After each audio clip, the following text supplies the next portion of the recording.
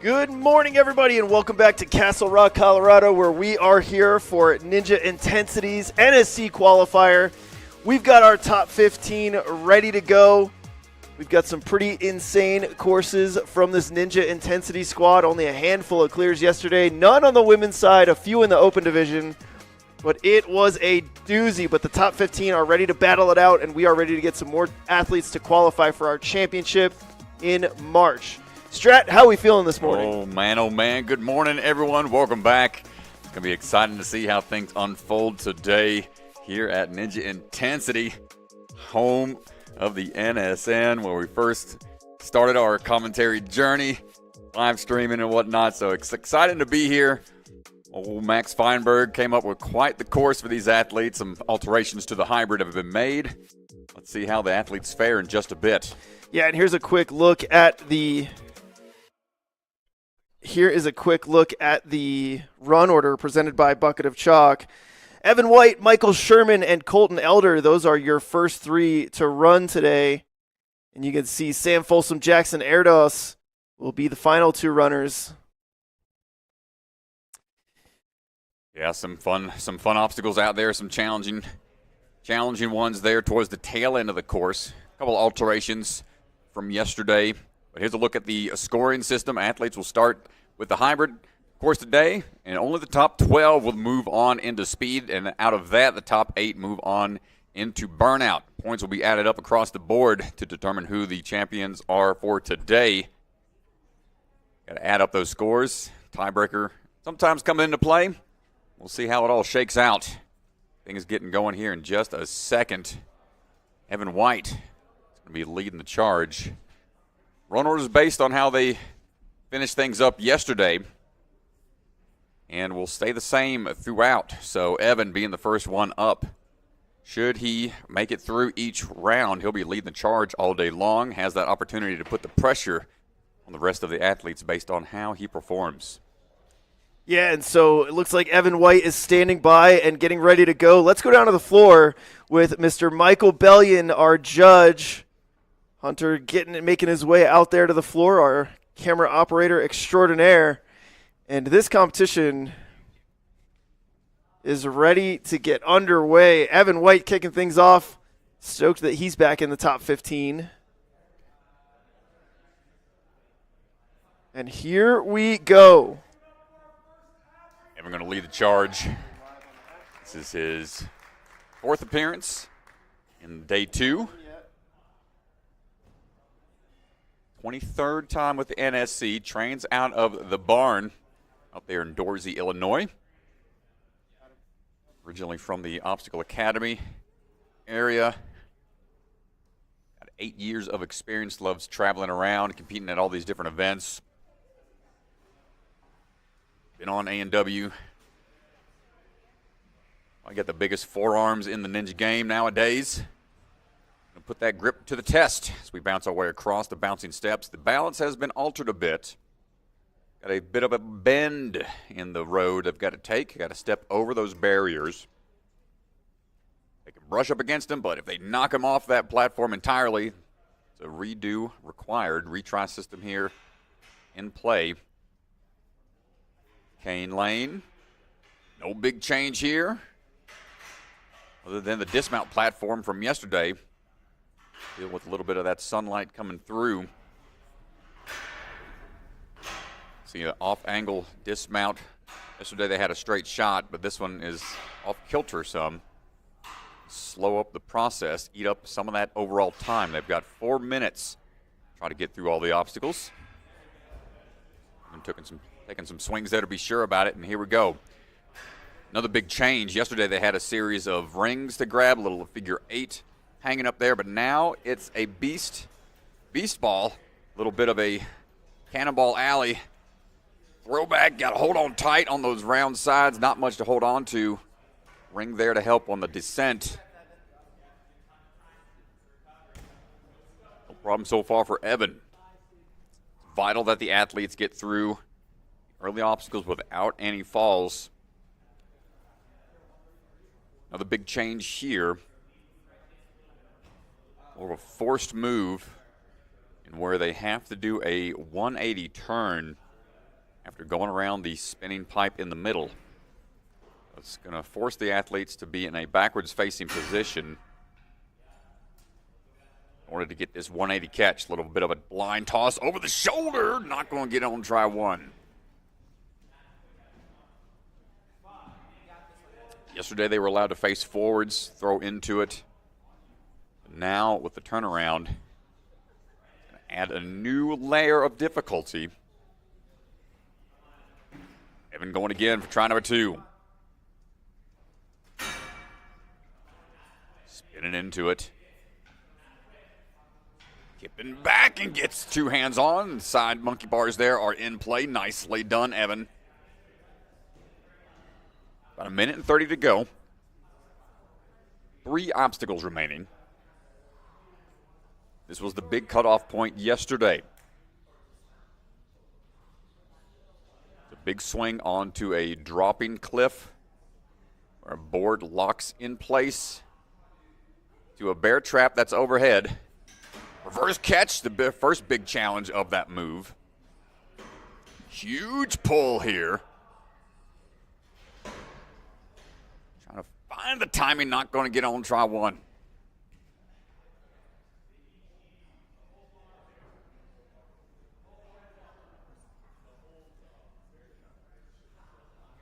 They are looking like it's not sure what the holdup is. Okay. Looks like there was a obstacle malfunction on the floor. Bear Trap yesterday at the end of the day had a malfunction, and they worked on it up there to make sure it wouldn't happen again, but unfortunately, it's like something got missed, and so Evan will be catching his breath and will be getting a rerun. So we'll be pausing the action, folks, unfortunately. Yesterday, if you were tuning in to the open tail end on wave 3, final runner Jackson had a bit of a fall there of the mechanism.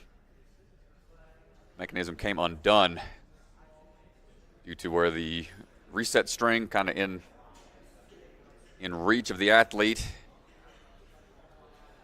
They altered it today to where that wouldn't be the case. Looks like something got missed in the process, so they're going to be look at it and see what the hang-up is. So tough way to start the day. It's rare that as kind of incidents happen, but only human folks. Things tend to happen from time to time, so give us a little bit to address the issues on the floor. And we'll be back. Thanks, everybody, for tuning in.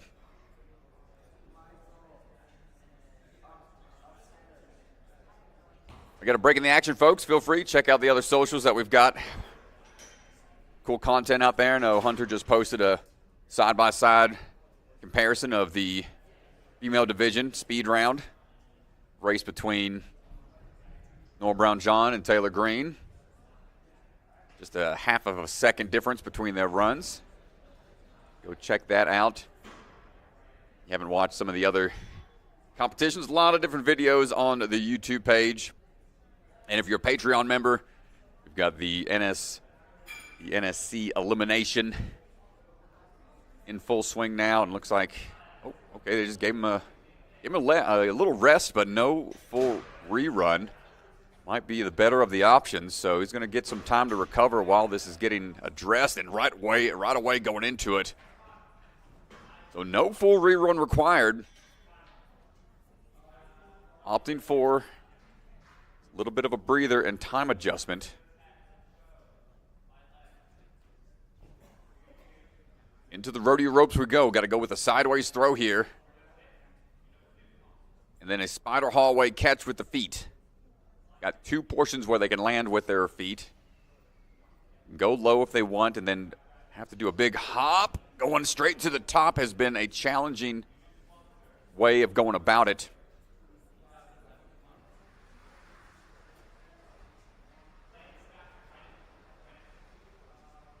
So 4 minutes is what the official time is, but it will run over a little bit when they addressed the obstacle malfunction. Evan going again to the top. Two lean forwards with it. Makes the toss across. Just needs the ring to go for the dismount. So close.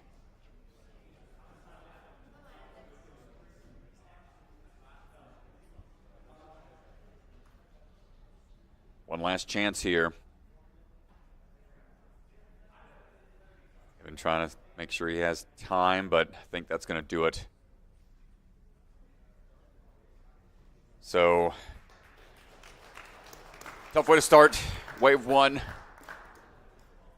Evan making it to the next to last obstacle.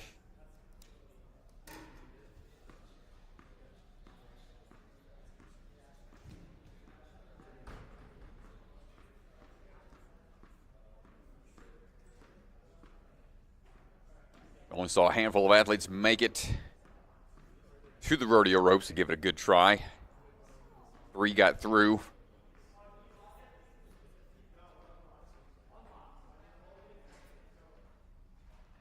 See more athletes towards the tail end of the course.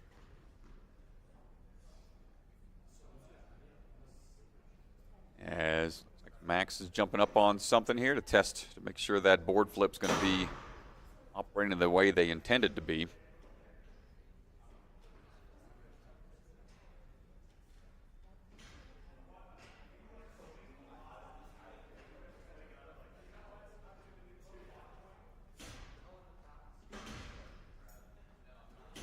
Yeah, they're checking it to make sure it's going as intended.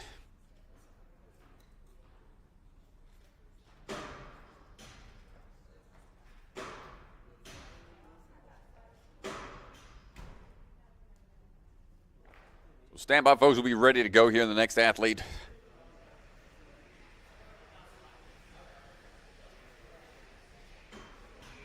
Michael Sherman standing by, coming out of Ninja Mania.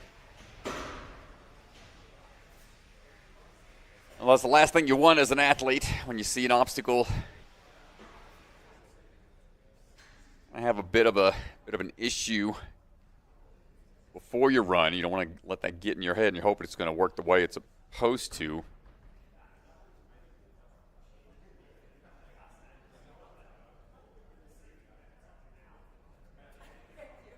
That's the tough part as a course designer with these big competitions. When you're trying to challenge the athletes, you're trying to come up with something new and creative.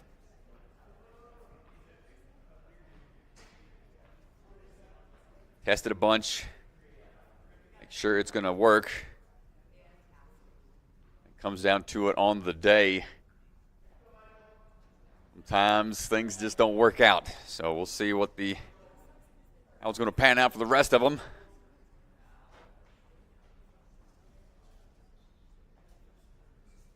Our next athlete looks like we are standing by, ready to go. Michael Sherman, coming out of Ninja Mania in Danbury, Connecticut. Professional pool player. Try to take this buzzer home with him today. Let's see what we got going into the balance.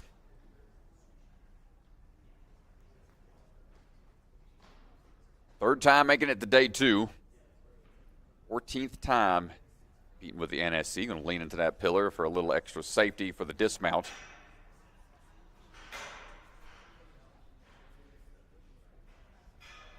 Michael Sherman, big swing over onto the next set of canes. Down the line we go.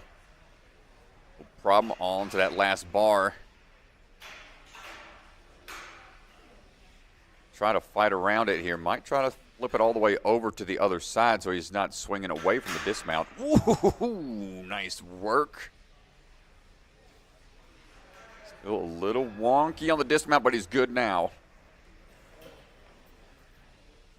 So I'm back at Vitality Obstacle Fitness at the start of the season. Got 7th place there. Right on the outside of qualifying. Back swings into the pillar. Limiting his swing into the cannonball. Grabs on, but can't hang on. The big sloper of a hold up there. You want to grab as high as you can, close to the interior of the cannonball around the hardware. Around that eye bolt, you can't grab onto the eye bolt. On top, you see how round it is up there. It's going to be more of a forearm burner. History of that obstacle, if you ever seen American Ninja Warrior way back in season 6, famously known for hanging upside down on it, Kevin Bull, back when they didn't have a clear rule set, he said just get through it. Kevin hung upside down with his legs. Don't think anybody's going to try that move here. A hands only. Michael Sherman, one last try. Again, getting impeded a little bit on the backswing. The angle's offset a little bit. It's going to make it challenging. You want that swing to be a little away from the truss. Still pinging off the backswing, but he makes it work. Grabs the ring on the way down. Michael Sherman defying the odds on his final attempt.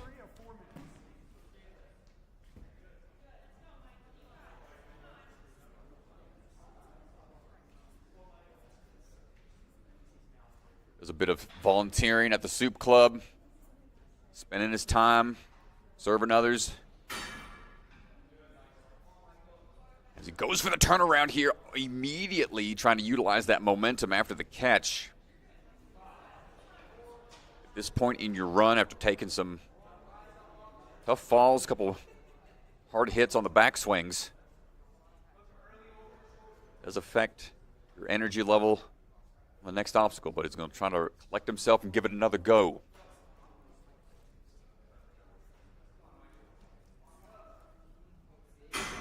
Back onto the rotating center. Go for that turn. Almost gets it. They have to do it in a split type of hold, so one hand on the pipe, one hand on the ring. They can't go fully down to the ring and just skyhook across. It's a forced move. They have to rotate outwards, be in that reverse facing position. Third try for Sherman.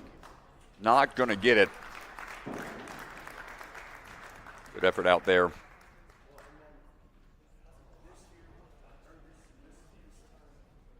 As we are standing by for our next athlete.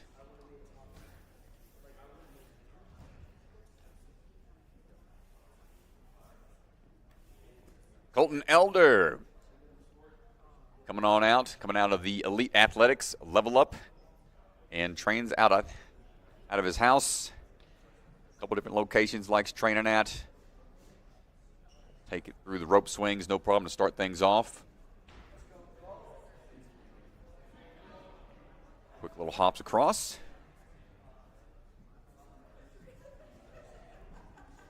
Finalist. Back in the WNL, placed the top worlds back in the Elite division then. He did way back in Season 3 of American Ninja Warrior Jr. and was also Season 17 and upcoming 18 for A&W. So be on the lookout, not going to get the first swing through to the cane.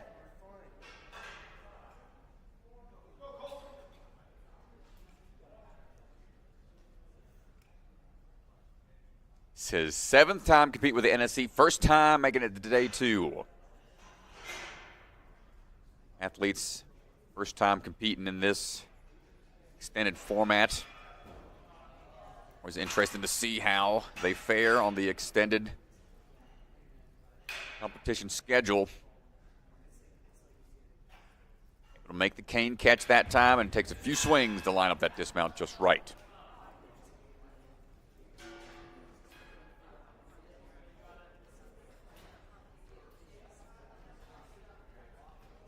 Here comes a big swing onto the cannonball. Again, the off-axis throw. Not only is it off angle, it is a little higher of a reach. So you need a lot of power and accuracy. He's thinking about it. One more backswing should do it. Colton Elder grabs on for his try. The dismount down. Ring in hand. Nicely done. Shake it off, chalk up, and get ready to go again.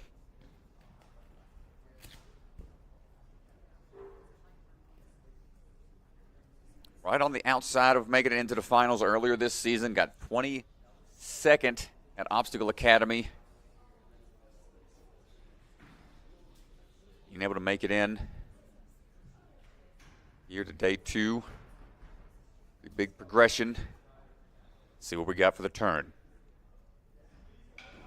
Not going to get it on try 1. Little half turn there. Wants to be able to be facing fully. Be prepared for the catch. Already hard enough to identify the hook when you're facing forward and then catch with the trail hand. Now they have to be able to do that looking over their shoulder. Such a fast move. Just have to trust that you're going to be lined up for it. Number 2 for Colton. Not going to get it. Just, again, a little off axis. One final attempt.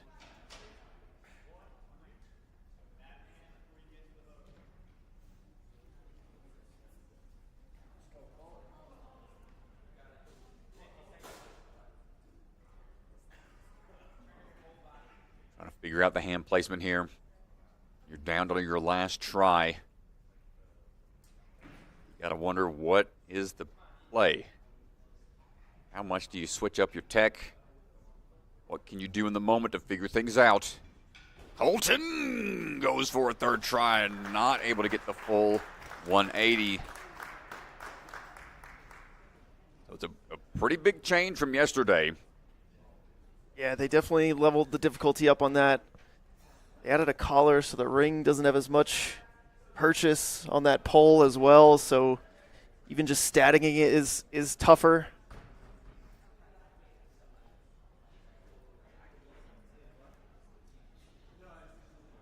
Well, up next is going to be Zach Keenan. Zach Keenan coming out of Strive Fitness. Strive Ninja Fitness. On the move. Oh, no!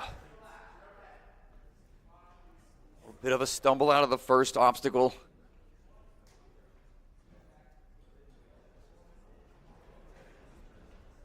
Always a possibility, but it's going to shake that off. Have to work from behind a little bit. Work our way across the balance without any issue.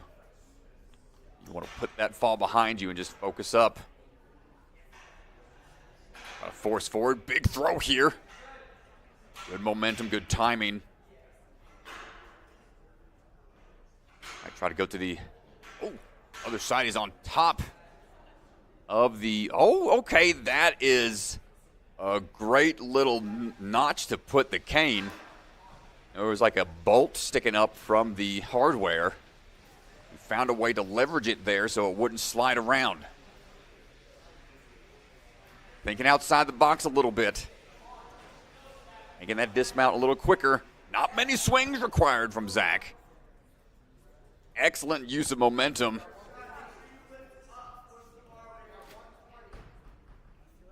10 years of experience for Zach. This is his 12th time in the NSC, 8th time in the finals. Very consistent. Making it to day 2. Shouldn't be too uncomfortable in this environment. Coming off that win from Rock Solid. Spin around here. See if he can repeat that to get another podium spot here today. Nicely done. No need to go to the side. Monkey bars the dismount. Maintains that backswing for the dismount. Just now a little less than halfway to go. Here we are once again with our bear trap. Let's see. It's a good grab on the reverse catch. Big pull up. Little shimmy in the board. Ooh, fingertips on. And we are through it.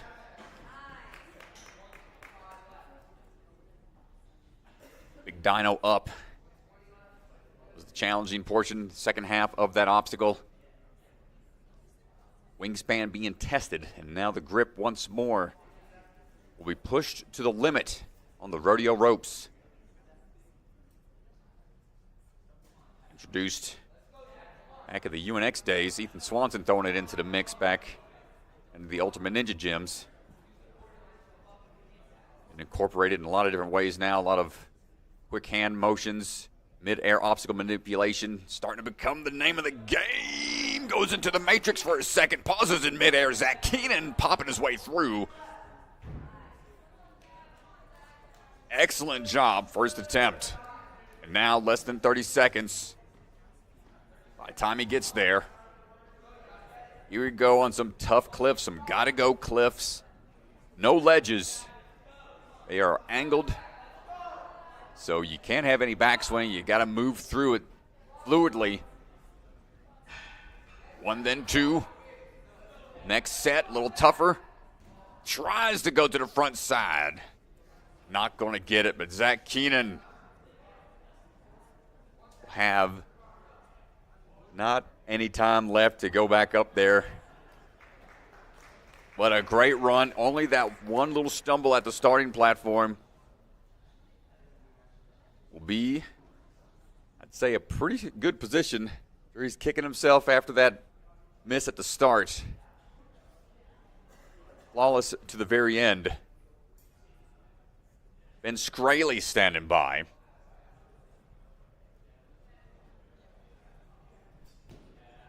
Obstacle designer for Stage 4 Designs.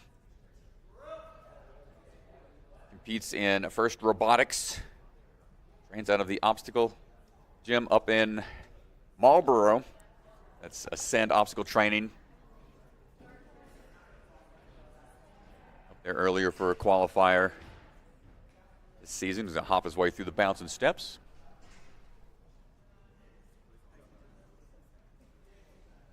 Check that balance here on step overs.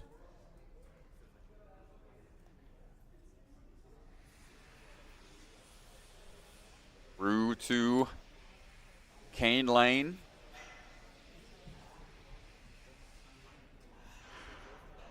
All the way through, big toss across. Nice hop down the next track. Little hang up here on the next speed bump. Try to force it forwards and find that, find that same kind of cane leverage you saw Zach use. Taking a page out of his playbook. That's the benefit of going a little later. Let's see how the swing tech looks here on the cannonball toss.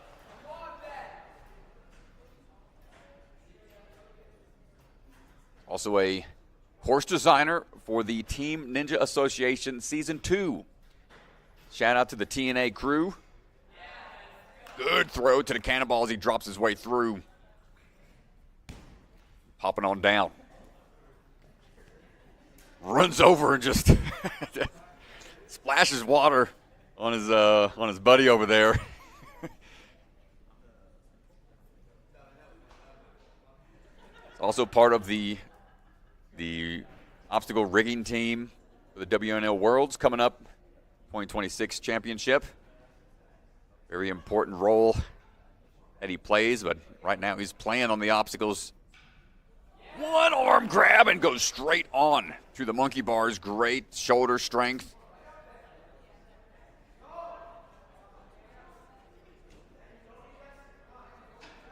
Ben smiling, having a good time out there.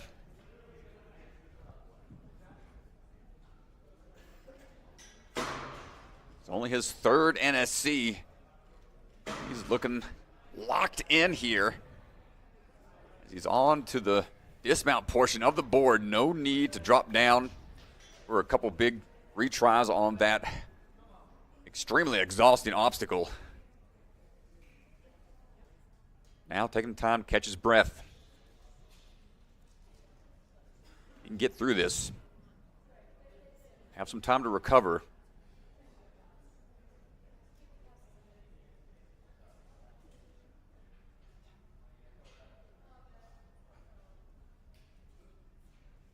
Back on to the rodeo ropes we go. Straighten that swing out, looking for the foot placements. What's it going to be? Going to the top. Ooh, shoots over. See, they're rounded tops. Those footholds up high, but down low, we saw Noah Munier take the easier of the two. Then he had to jump up. That's the challenging part, a little bit of a spider climb, move upwards without your hands since you're still holding on to the rodeo rope. A lot of athletes opting to go for the top two footholds. Let's see what Ben does on his second try.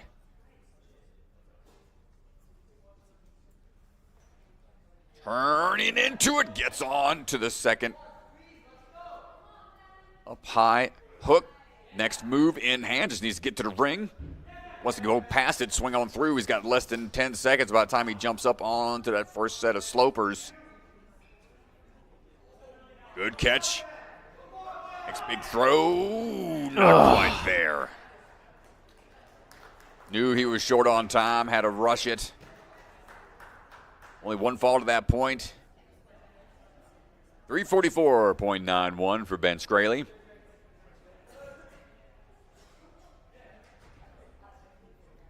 JJ Black ready to go, repping the Dexterity Depot. The younger athletes here in this division, 16 years old. First season competing. The NSC says it's his goal to make it to the finals for his rookie season.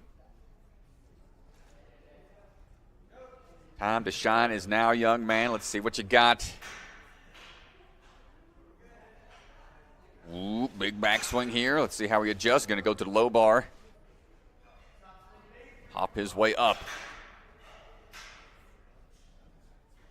Saw him at Ascend. Made it into the finals for day 2 at Rock Solid just a few weeks back. Got 9th place overall there, so right on the outside of qualifying. Just missed out on making it to the Burnout. No, he's going to try his best here to get a little further into it today. Moving smooth right now.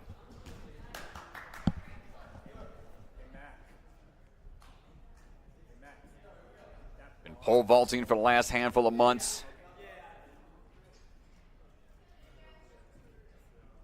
Set the school record this year. We're looking for the turnaround. Was almost spot on for it.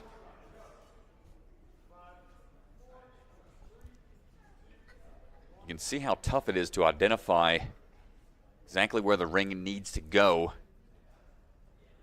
Already tough enough yesterday.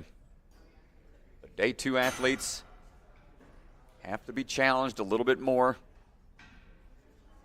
Some of the earlier obstacles, and JJ so close.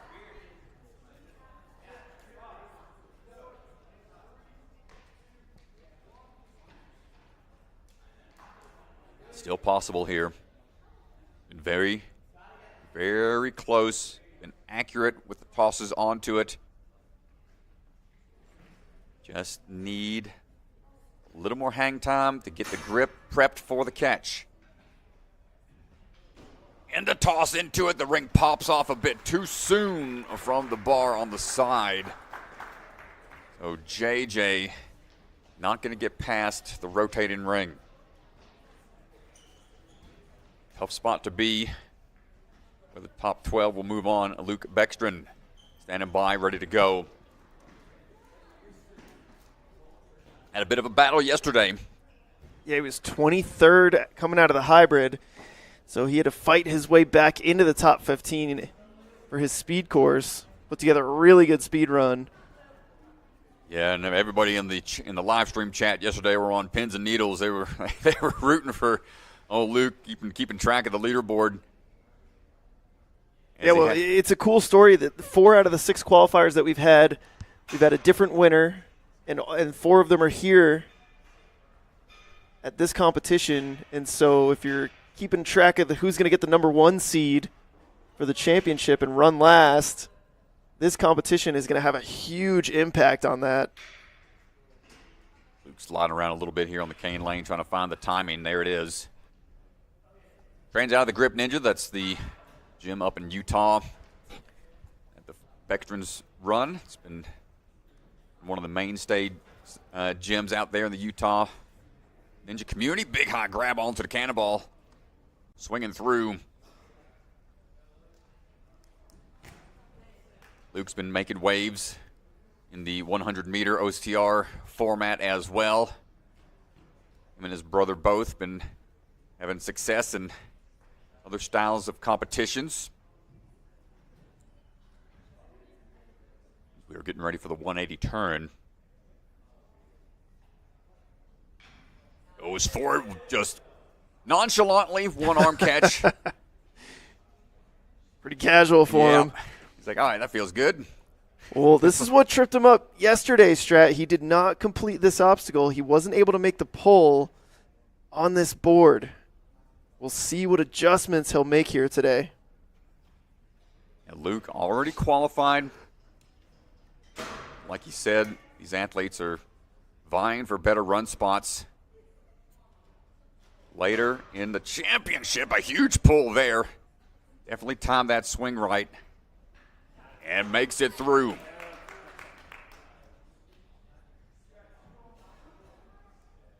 Luke looking really locked in today. Opting for a little rest.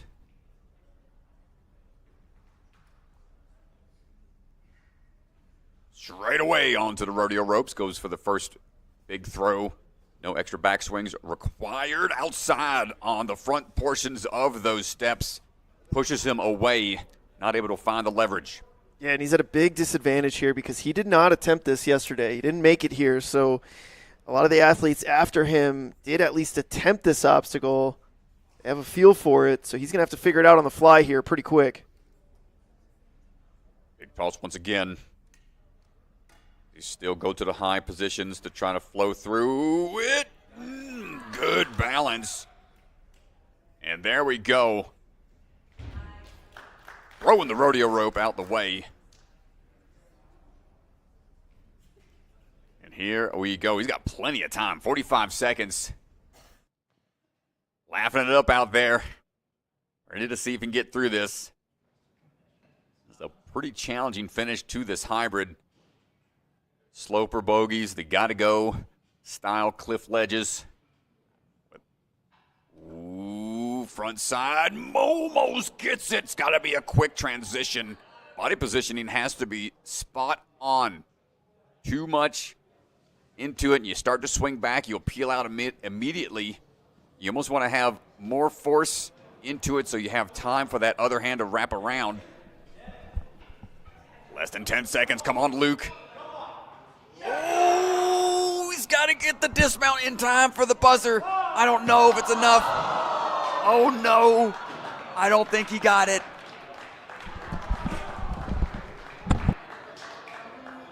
Oh, no, the boos come out. 5 seconds over according to the clock. Oh, my goodness. Bellion, watch your back in the parking lot. I think the game's going to have a chat with him here. Thanks. All right, everybody, we're standing by with Luke, who just got off the course. Luke barely timing out right at the end. Talk to me about it. Yeah, man, it's super unfortunate. You know, had a couple mistakes, a couple falls. Definitely played a big part of my time to not getting that buzzer. But, man, It's all right. Had a way better run than yesterday. So Yeah, I mean, I do want to talk about the improvement. I mean, you were 23rd yesterday coming out of the hybrid. You fought your way back in through speed. What was it like putting together a performance today that got you right to the end, right to the buzzer? You're sitting in first right now. I just knew how to lock in. Kind of like what I did in Florida. Had a very mid run in the first one, and then pulled it together. So I'm super happy to be in first place right now. Yeah, and how's that altitude? Is you doing all right? Yeah, it's definitely hard to breathe up here, but I'm excited for speed. Yeah, last question. Talk to me a little bit about this last obstacle. How small are those grips, and what does it take to get through that? The slopers feel like nothing. It's hard to hold on, but I don't know. It's just a hard hold, super difficult obstacle.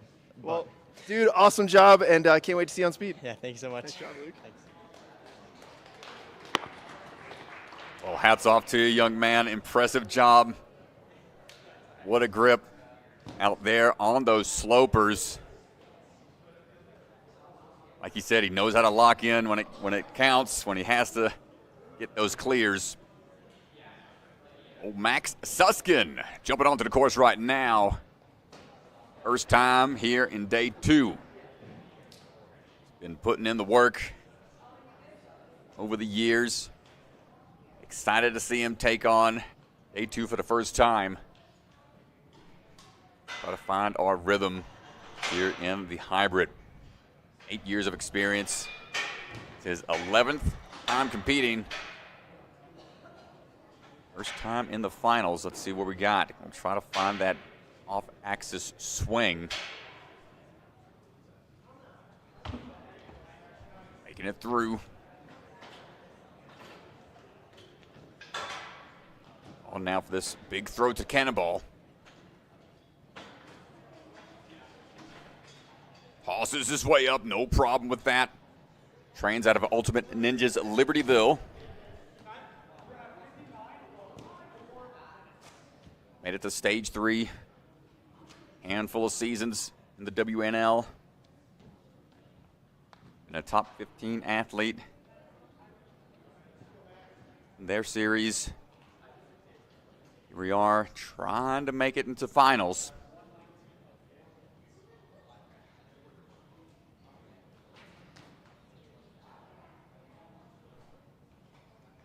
Swinging his way around. Goes by the Halloween Ninja. Often we see him in that bright orange Halloween attire, but rocking the home gym merch this time around. Gonna miss on the first attempt. The 180 catch.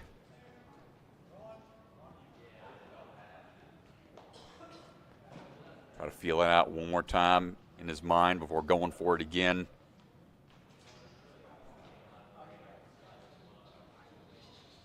Swing around to the outside, lower that hand in the center. Catch, but a little too heavy on the foot dab.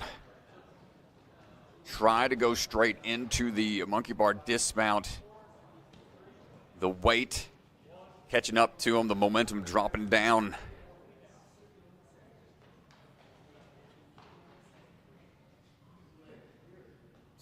Something to be mindful of.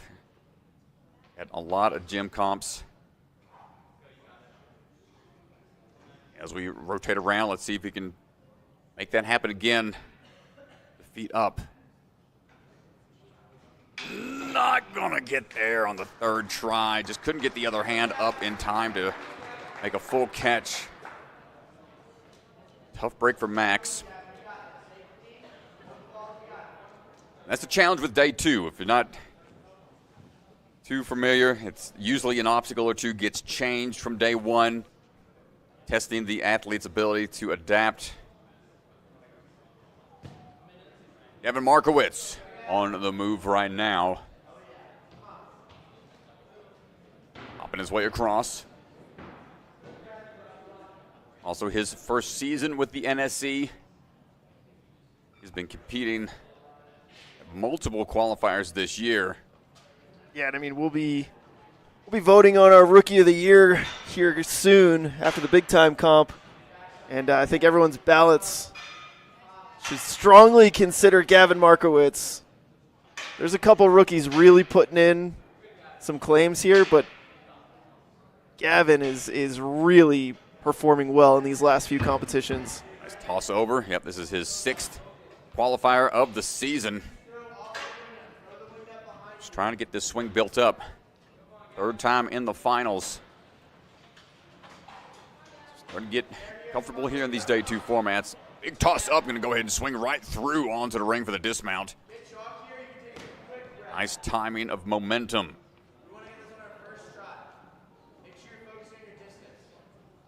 Coming off of a pretty big win for him last qualifier at Rock Solid, took 3rd place there.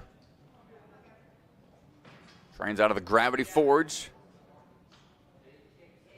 Jackson Erdos, we'll see him towards the tail end of the run. So he's rooting on his teammate right now. No problem for Gavin on the turn.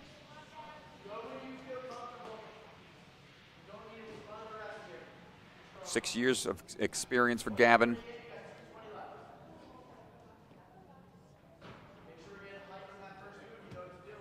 Breathe in and out a bit in this thin, dry Colorado air.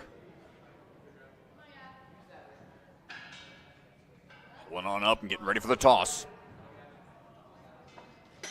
First catch, locks it in. Big pull. Talked yesterday about the wingspan being a bit of a challenge for this obstacle, but Gavin showing that it's not a problem for him. Yeah, I mean, we saw taller athletes than Gavin not be able to do it, and it just really shows that obstacle really is technical, and Gavin is a very technically sound athlete. Trying to mimic the motion here on the platform, trying to prep the mind, making sure the body follows suit. No problem with that first catch. Looks like he's going for the top stones here.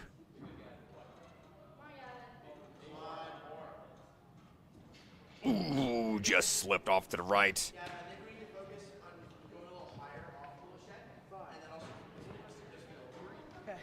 Will need to be a little more accurate. A true hybrid obstacle. You got a tough upper body obstacle to do first. Then engage with the lower body halfway through. An unfortunate miss. Won't even get an attempt on the spotter hallway. One final try for Gavin. A lot of pressure. Not much time. Ooh, don't swing too far forwards. Makes that catch once again. A little squirrely on the rotation here. Steps up, but too far back on the lean. Not going to get through. Great try out there, Gavin. Jared Boyd chalking up.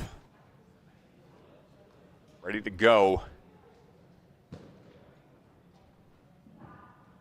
Rocking the tried and true OA colors, the yellow and blue.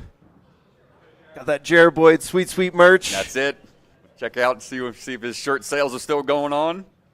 He's not a sponsor of NSC, but you know what? Go to the Jared Boyd store. Check it out. Yeah. Buy some Jared merch. Jared had a great start to the season, getting that win at his home gym at Obstacle Academy. Yeah, and he's one of the names. There's 4 names to watch here when it comes to NSC's #1 seed for the championship. It's a cool storyline. Last runner at the championship. It comes down to Luke, Jera, Zach, and Jackson at this competition. Still one more comp, so it's not going to get locked in here, but this would go a long way if one of these athletes could win this one.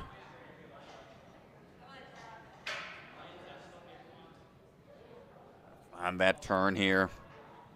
Kind of wedged in there so it doesn't slide around. Just needs to get the pivot point just right. Oh, boy, Strat. Right there on the corner.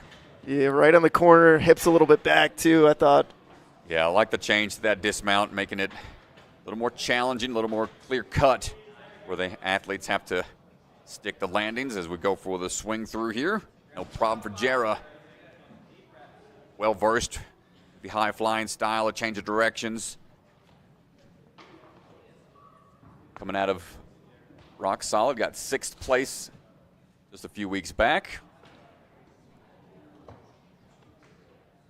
All about trying to get that top spot once again for that last run position. Little peek over the shoulder. Staying steady before the backswing into it. Nice catch. Going in for the RKO type action.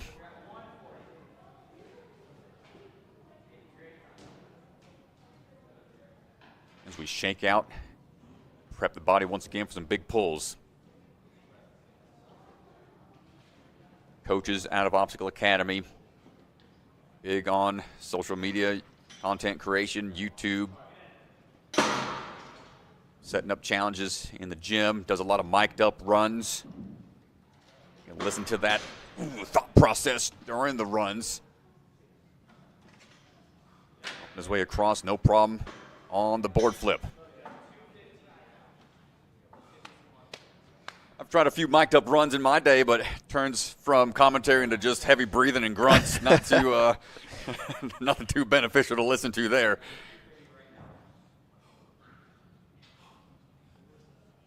Already a rope time for Jarrah. Hold on. Big kick around.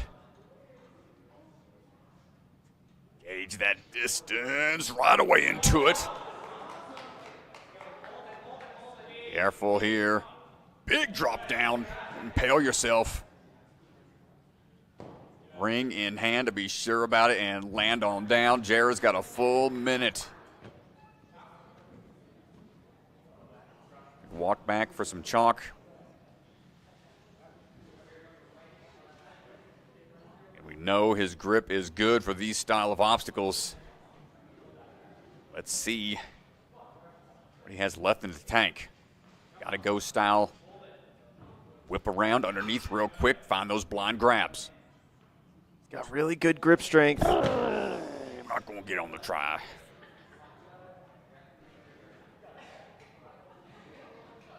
Gave Hunter a look there. I don't know. Somebody might have been giving him a hard time out there. Hunter is his coach out, and coach and boss out there at OA. Try number 2. Less than 10 seconds. He's got to try to burn through this. Not going to make it happen. But they're fast enough, clean enough to put him in the top spot right now. Great run from Jarrah. Staying in top form in the hybrid. Michael Matthews standing by.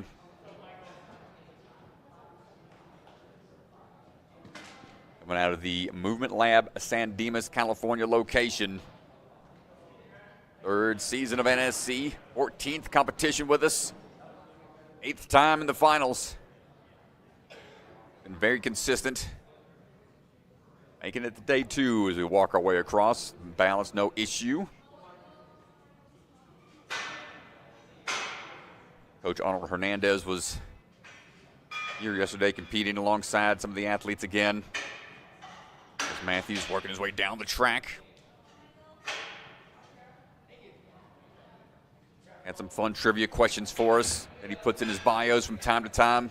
Stumped me yesterday on one you think I should have known on the athletes for the NSC who's made it to the finals every time. As he's looking for the big toss up, gets the grab and working his way down the cannonball. Quick transitions through.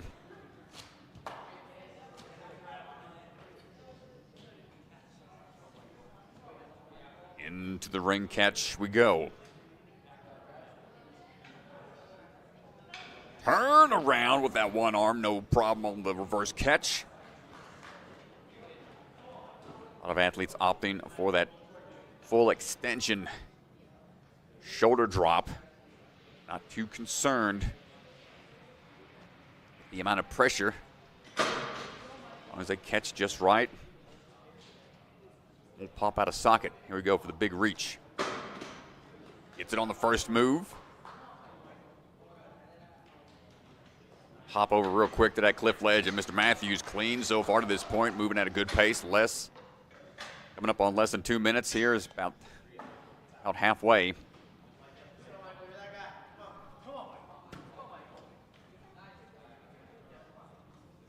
Good catch. Watch for the next few steps into that hallway. Bicycle kick through right away onto the dismount point. And Mr. Matthews blazing time here. Full 45 seconds faster than Jared at this point.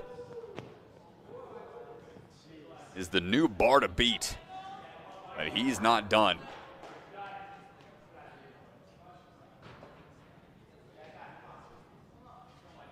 He's got 3 hybrid clears from the prelim rounds.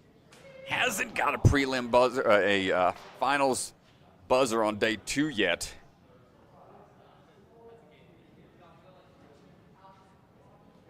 I have time for 2 more chances.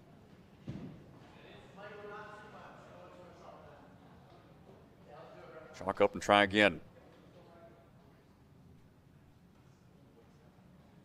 Michael Matthews, what a run. It's blazing fast time, sitting in first right now. First catch is there. Second one, not so much.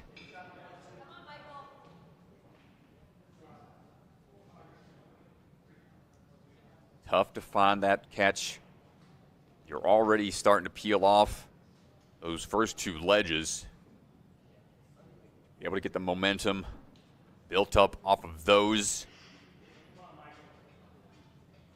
Trying to match your grip on the front side. Is it possible? Hold on tight, Mr. Matthews. And the dismount to the buzzer we go with less than 10 seconds. There it is, a clear for Mr. Matthews. What a run, and DeGangi heading on out to have a chat. Our first buzzer of the day, nicely done.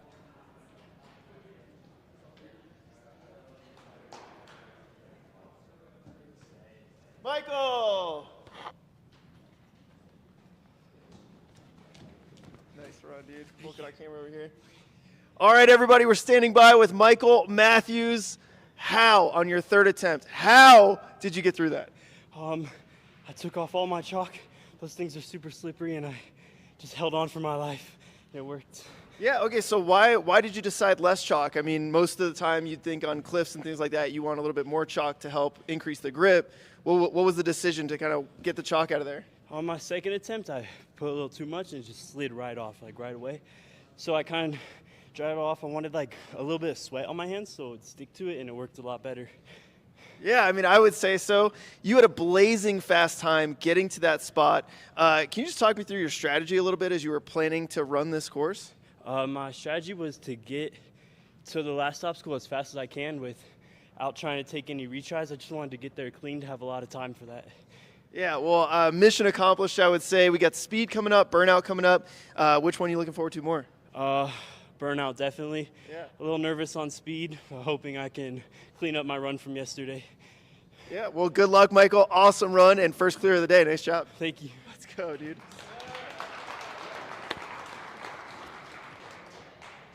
Great run there, Mr. Matthews. Going to rest up and recover for speed in just a bit. Jake McClintock standing by, ready to go. Rocking the Santa Cruz shirt as well, but repping Ninja Intensity. Home gym here. Jake going to be striding his way, bouncing his way through. Working that balance, leaning over a little bit, able to find his footing. Jake with the cane in hand. Starts sliding his way down. Big toss into it, no problem with the momentum build. Got a gymnastics background. For 5 years and 7 years of ninja and counting. This is 7th NSC. Big swing up to the cannonball, found that ring, get on out of there. Excellent job moving at a great pace, sub-minute to this point. 7th NSC, 5th time, making it to day 2. Gotten in a hybrid clear in the finals before. Can we make it happen here? Does home gym single arm drop down? No problem. Shoulder rotation, staying strong and steady.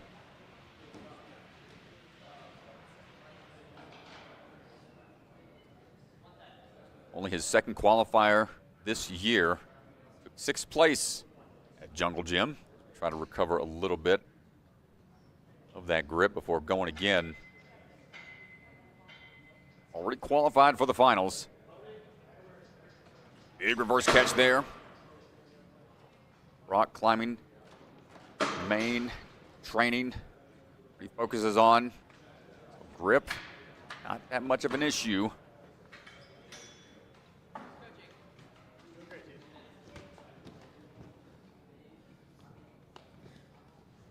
As we prep for some technical moves here on the rodeo ropes. Cleaning the shoes off. Ensure have that traction for the hallway catch.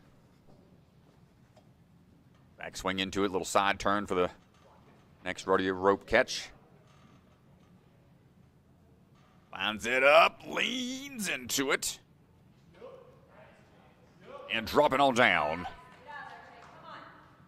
Excellent work, another fast run to this point, 2:28. Give him about 1:30 to go. Chalk bucket. Over at the start line.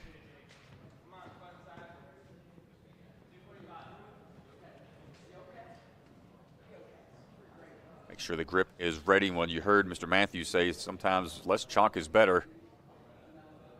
We'll see how it plays out for Jake.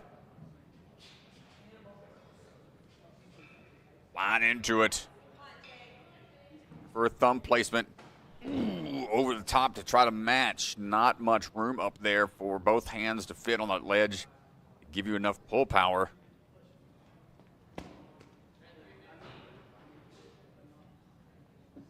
Give it another go. Checking with the judge on thumb placement. Sometimes it's allowed for full wrap around the board. So good to check first. Looks like it's in play. Gonna give you a little bit more grip, but that next move still such a tough throw. Only have about 10 seconds. Don't jump the gun. Can we make it happen? Trying to latch underneath in the wrap through. Very close for Jake. Nice try. Yeah, he was close. Some good attempts there and made it there really fast with no fails.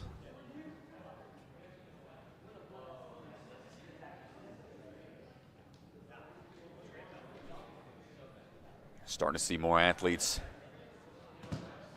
get there quickly without any falls, putting pressure on the remaining few athletes. Down to our last three. Noah Munier standing by, trying to get that qualifying spot. Had a busy year. Ran the qualifier out in Vitality. He's helping with course design and obstacle resetting during that event. Kicking off season 5 out there. Working his way up with that big cane swing. No problem. Hopping his way down the track quickly. Going to find that little notch to keep that cane locked in.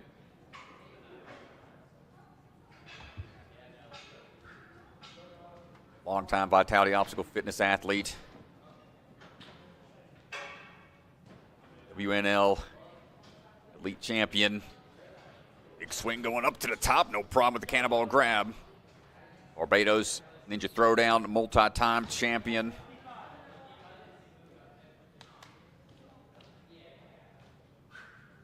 Athletes looking for a pretty cool experience. Definitely check out the Barbados Ninja Throwdown. It's definitely a once-in-a-lifetime type of event. Yeah, if you like ninja and you like tropical locations and you like losing to Noah Munier, then, please sign up for Barbados. Yeah, it is It is his comp, man. Yeah, it is his comp. I'm sure he'll be ready to go back to the tropics in the summertime, but right now, all focused up on the reverse catch, forcing that board into the locking position. Big pull up. And dropping down, popping through for the dismount. 1:37 on the clock.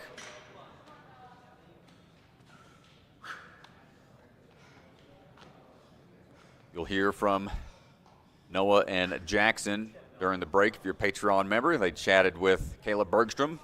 Hear that Warm-Up Zone podcast in a little bit over on YouTube for our Patreon members. Hold on, good lean back into it.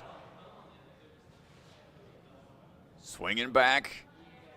One more should do it, and a really fast time to this point, 2:06. No falls. Looking locked in here. Really enjoys these hybrid style courses. I think he bit his lip. Bleeding a bit out there. Not sure what. Or is that, no, it's his finger. He busted his knuckle on something and he was trying to keep it from bleeding, so. Oh man, yeah, that is, that's a gusher. Oh my gosh, yeah, we'll have to get the, put on tight. Come on! Not gonna get it. Not sure what he popped his knuckle on out there. You ever busted your knuckle on something? It is not, oh my gosh.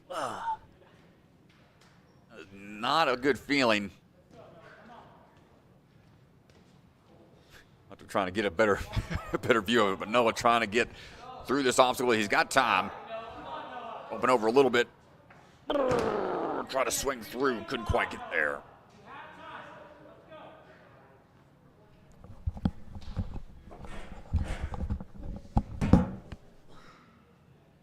Okay. Third and final try here. Big swing. Goes underneath. 20 seconds left. Last opportunity for Noah. Not going to get there. But with a blazing fast time. 2:06. Oh my goodness. And there's a good look. Not sure where it happened. Get that man a Band-Aid. Perhaps some super glue.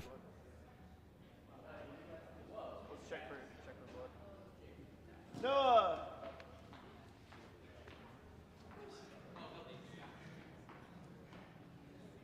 Jeez, dude, what the heck? All right, so we're standing by with Noah. Can you show your hand? What happened? I don't know. I just noticed it after the cannonball obstacle, and I was like, I don't care. I packed it with chalk after that in that bucket. So sorry, bucket of chalk. We'll get the chalk bucket. Don't worry. Yeah, it was a solid run. Thought I had it. You know, I thought if I get my hand on that back cliffhanger, I'd be all right, but I had so much swing I just came off. Yeah, well, your run was blazing fast at this point, and, you know, watching the field unfold, I think every athlete in the top 15 here is super talented, but these last couple runners, everyone just one-upping each other, getting to there faster, no fails. As an athlete, as you start watching this unfold, a few athletes before you, like, what pressure does that put on you? No pressure. Just opportunity to show my capabilities, because I know that I was very capable of making it to the last obstacle fast, so we could get that out the way. And just staying focused on every single obstacle as you go through is very important, taking it one at a time, and then just try to really take my rest and lock it up first try. But I made sure to give myself enough time to get 3 good attempts on it. So. Yeah, well, in your last 3 comps this season, you've taken 14th place in the last 3. We've broken that today. We're past. No chance you'll take 14th. So let's go. You're moving on to speed. How does that feel? No, that's awesome. I love competing at this gym, and coming into this, I think I was in a good headspace, just focusing one obstacle at a time, getting through, and I'm really excited to try and take it home today. Yeah, well, good luck the rest of the way. Get that hand taken care of, and yeah, we'll see you on speed. Appreciate it. Nice job, Noah.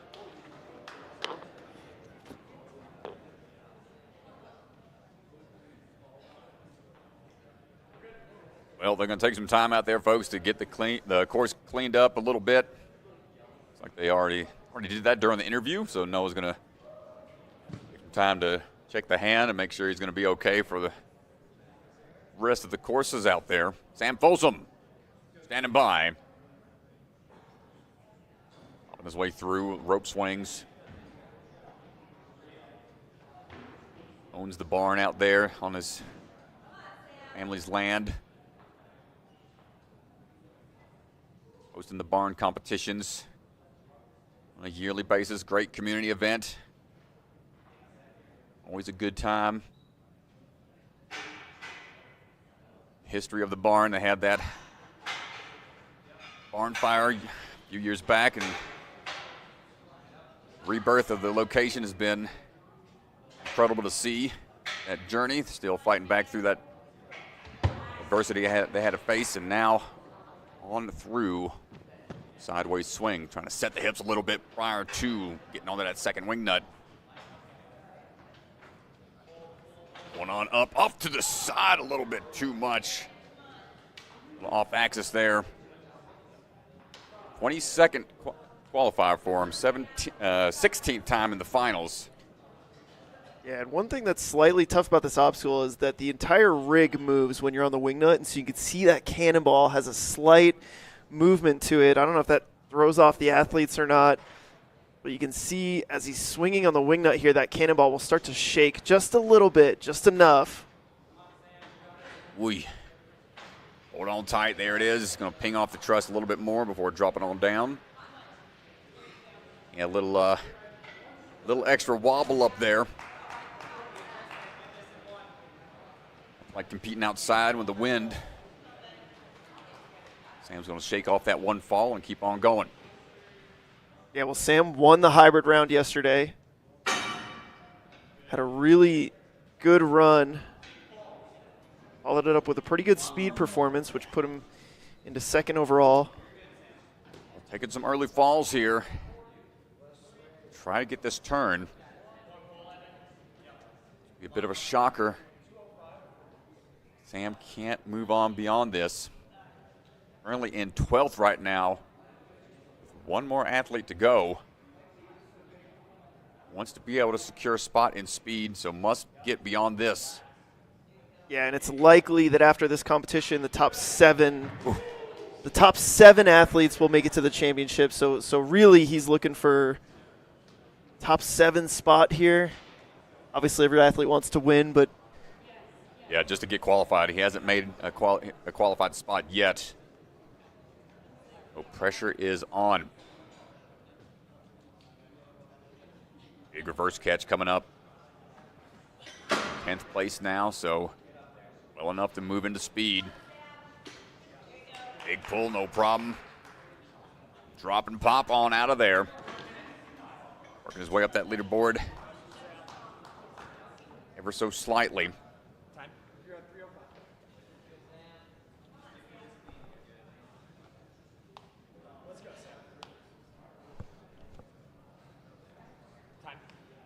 On now for the rodeo ropes.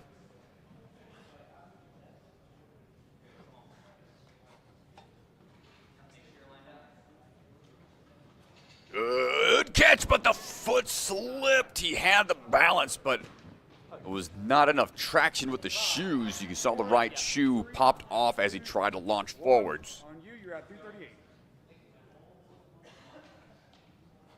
Short time here.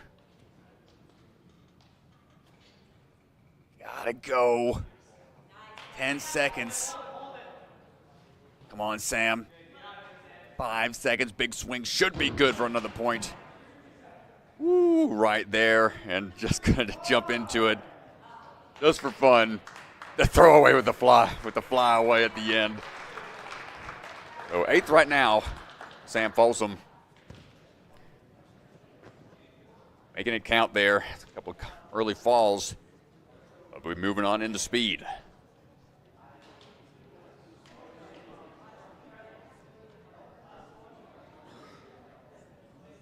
And here we go. Jackson Erdos, repping the Gravity Forge. High drama yesterday with Jackson's run. You were watching then the. it's always something with this kid. It's been a bit of a couple rough qualifiers for him this season. Our season 4 champ, having a hard time in a few areas. Couple technical calls, now an obstacle malfunction. It was a hand placement going up and hit the reset mechanism up there. Caused it to open back up as he pulled back for the dismount. Had a pretty big back fall yesterday. Shaken up a bit, but was still able to perform. Ooh, but the backswing on the adjustment, trying to find the timing on the bar. Shocking miss early on for Jackson. Shake it off, give it another go.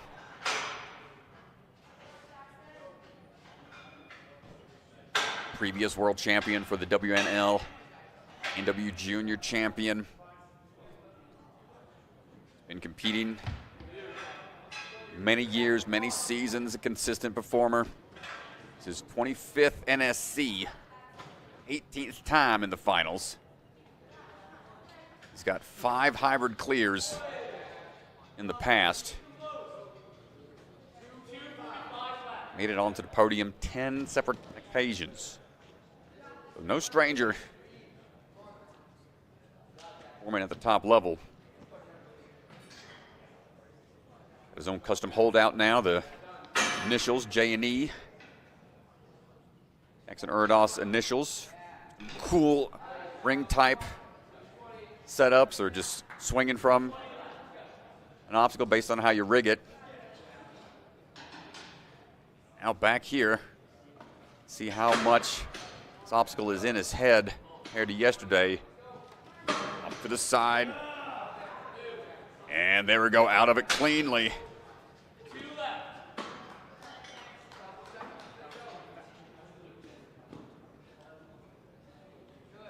One fall from the pipe lane on the cane lane. Had some amazing saves yesterday here on the rodeo ropes. Couldn't quite get the balance in the hallway first couple of times. Was able to jump back with the rodeo ropes to that cradle just like that. Woo, hold on. It's a flat ledge up there. You can't get any momentum going forward, so puts his feet back into the hallway to ensure he can get the momentum for the dismount. Jackson moving through. Quick drink of water. And with time to spare, some time to recover. Can we get a buzzer?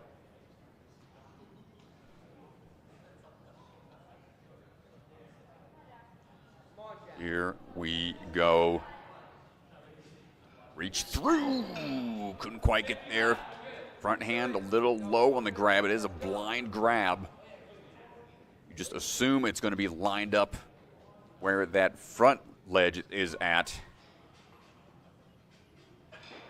And again, front hand misses, and he has one last try. Chalk up one more time. He's got time, doesn't need much rest. 2 quick falls. Jackson's up. Nice grip, gonna be tested. Forward swing, not quite there. Great run, but Mr. Matthews gonna hold that top spot. Jackson's gonna recover. Gonna be moving on into speed. So that'll do it. Well, the hybrid round, let's have a look at the leaderboard brought to you by Bucket of Chalk. Yeah, so here's a look. Michael Matthews, the only clear on the hybrid round. Noah Muner, Jake McClintock, those are your top 3. Luke Beckstrand was close. Don't think Jackson's score is in here just yet. There it is. Luke Beckstrand in 6th place was close to the hybrid clear, just barely timing out. But he's sitting in 6th place. But here is a look. Top 12 are going to move on to compete in the speed round. And so we will be back. We're going to hear a word from our sponsors, and we'll get the course changed over for the speed round. Our cameras moved, and we'll be back in just a little bit, everybody. Thanks, y'all. See you then.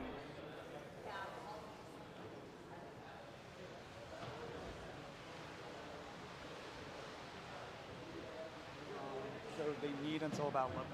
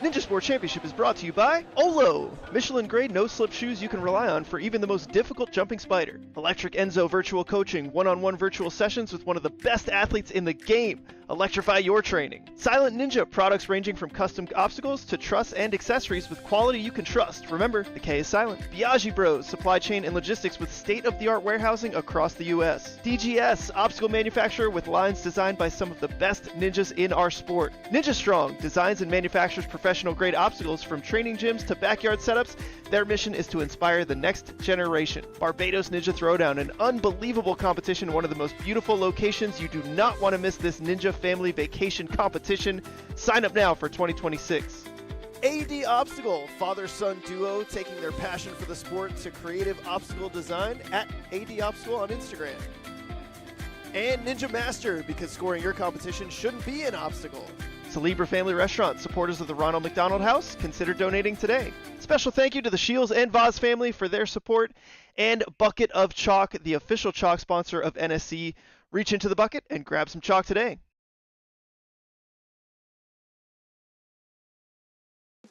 Check out the NSC store. Our Season 5 tour shirts are up and available now. We've also got a lot of other sweet merch, so go online and check it out. From the secret factory in an unknown corner of the world, Bucket of Chalk is coming to you handmade, perfectly balanced, and made with love.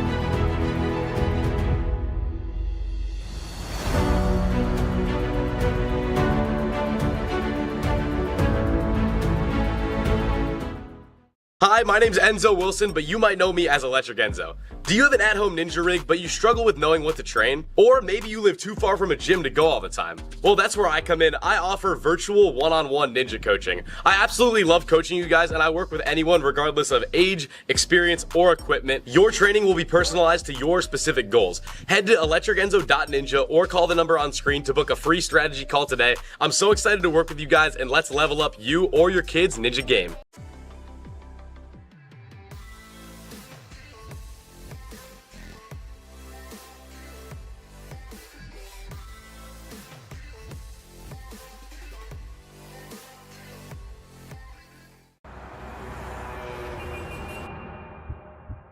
You don't fail because you're not strong enough, or fast, or reactive enough. You don't fail because of traffic or people or weather. You fail because you don't trust yourself to make it.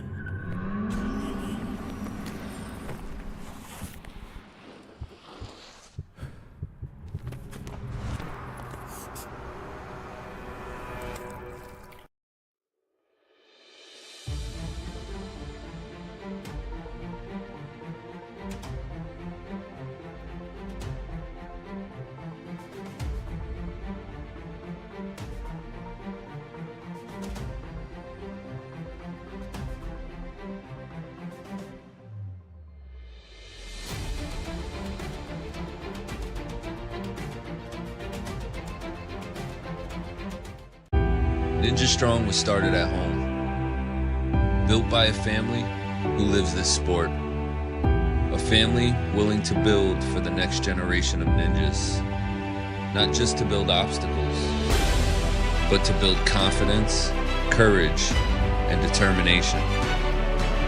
Because today's grit becomes tomorrow's greatness. Family built, Ninja Strong.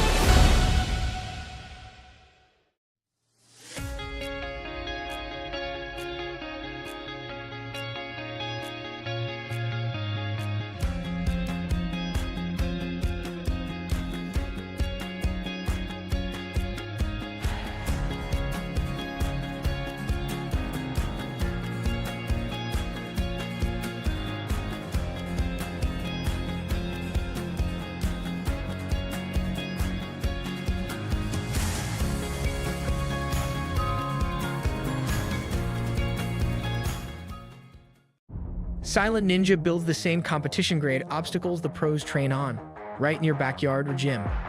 Obstacles designed by elite athletes take your training to the next level. Use code NSC10 to get 10% off your purchase this weekend only. Check out AD Obstacles, Inc., father-son team of Aiden and Dave McLaren, taking their passion for the sport and turning it into creativity by designing and manufacturing custom ninja obstacles and rigging in Ontario, Canada. DM for pricing at AD Obstacles on Instagram. From registration to scoring and event setup to league administration, Ninja Master has been dedicated to delivering the best community experience possible for the athlete, parent, fan, gym, and league. If you need help in creating and maintaining a regional ninja league, or you're involved in a different sport that could use the kind of comprehensive system that Ninja Master provides, reach out, ninjamastersoftware.com.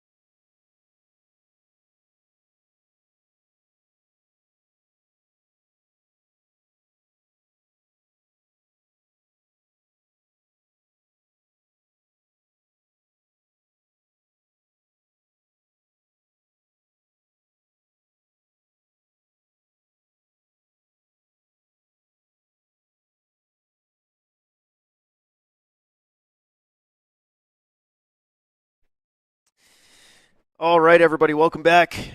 We are getting ready to get back down to the floor here in just a minute.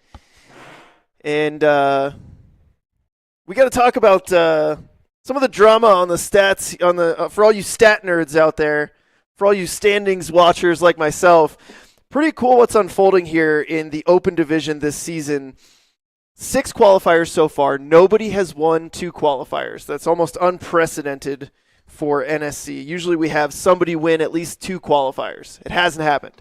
Right now, the 4 athletes in this competition who have won a qualifier are in places 4 through 7, which means the top 3 right now haven't won a qualifier yet this season, and it could shake out where we could have a 7th unique winner across the season. Michael, Noah, Jake, all looking for that top spot in the top 3. Obviously, athletes 4 through 7 will not go quietly into the good night. No, man. They will put up a good fight, but it is very interesting to watch this unfold, especially when it comes down to athletes are looking for that number 1 seed at the championship to run last on day 1, give themselves the best chance. And so it's a cool thing that's unfolding here, and we'll see if one of these top 3, Michael, Noah, or Jake, can fend off these other athletes here in the top 12 and see who takes top spot in the podium.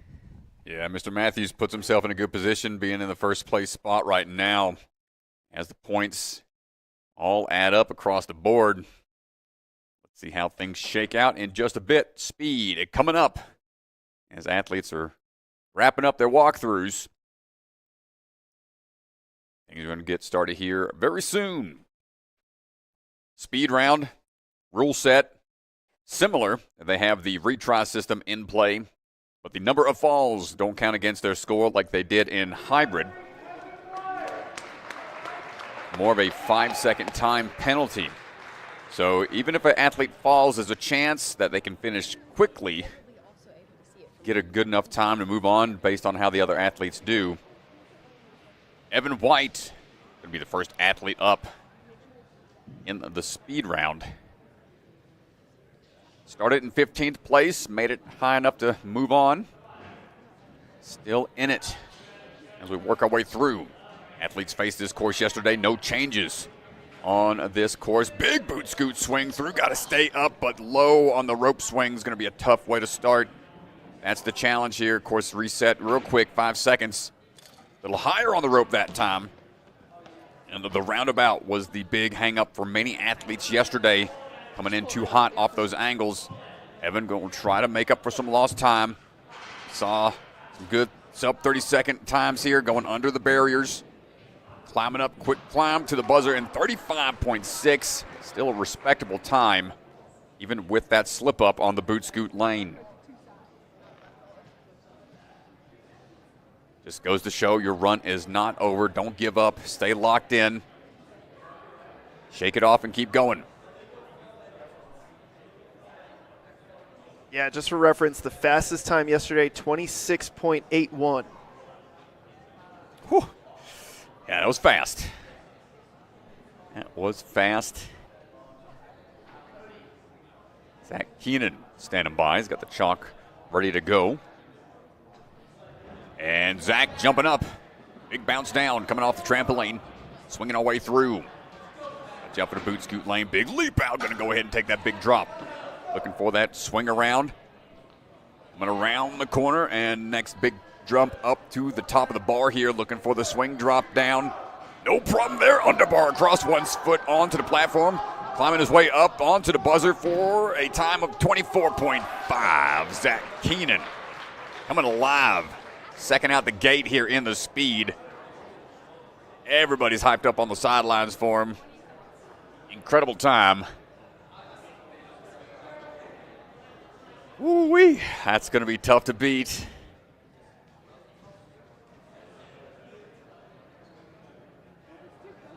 Ben Scraley.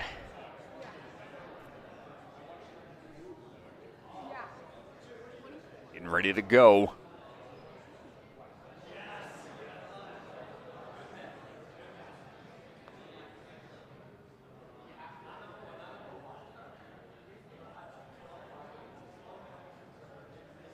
So the time from yesterday beaten already.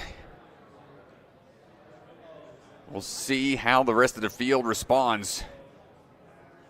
Ben Scraley on the move. Hopping down. Using that momentum from the trampoline. Get onto the bar, swing around onto the rope swing. Static reach onto the boot scoot lane. Matches his way across. No big skips required there. Going to stay smooth with it as best as possible. Nice little low swing. One arm swing through. So far, so good. Going to set the hips back a little bit more to find that next drop down. Nice swing through, dismount underneath. Quick little monkey crawl through, up and over. Onto the buzzer at 30.8 for Ben Scraley.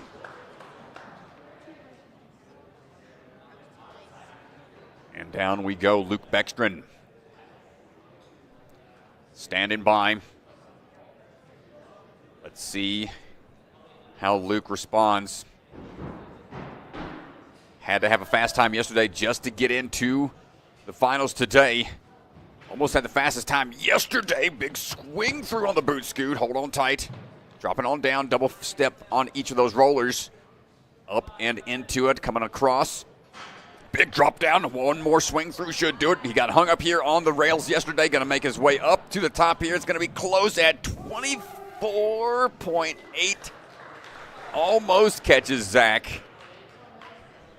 Cleaned it up some from yesterday. He got hung up in the just to be clear, the fastest time yesterday was 26.81. So far today, 2 athletes hitting that 24-second range. Pretty unbelievable here. Max Suskin coming out of Ultimate Ninjas Libertyville, Chicago area. Max is going to get things underway, hits the trampoline, off to the bar. Makes a nice transition to the rope, feet up, onto the boot scoot. A little bit tougher for a taller competitor, but he does a nice job. He's a little hung up on the ring. Big reach out to the rope, and he's off to the balance. A couple steps across. Suskin, see how he handles these Lachey bars.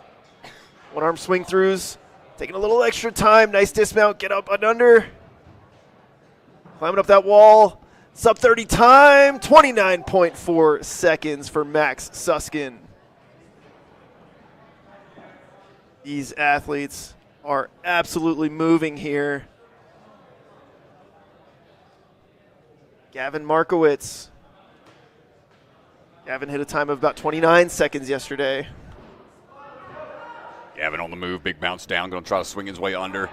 Double step off that warp wall for that half pipe attack into the boot scoot lane. Off axis a little bit, has to reset. Momentum took him off sideways some, able to change his direction enough to get back into action. Keeping the feet up, don't drag him across that roundabout. Into the bar drop, hold on tight, big swing through, off axis again, a little bit diving underneath the barrier up to the wall climb.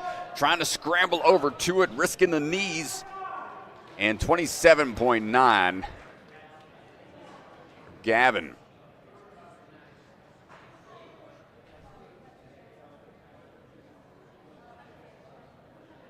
And thumbs up, Jared Boyd, ready to go. And known for his hops. See if he can put this speed run together.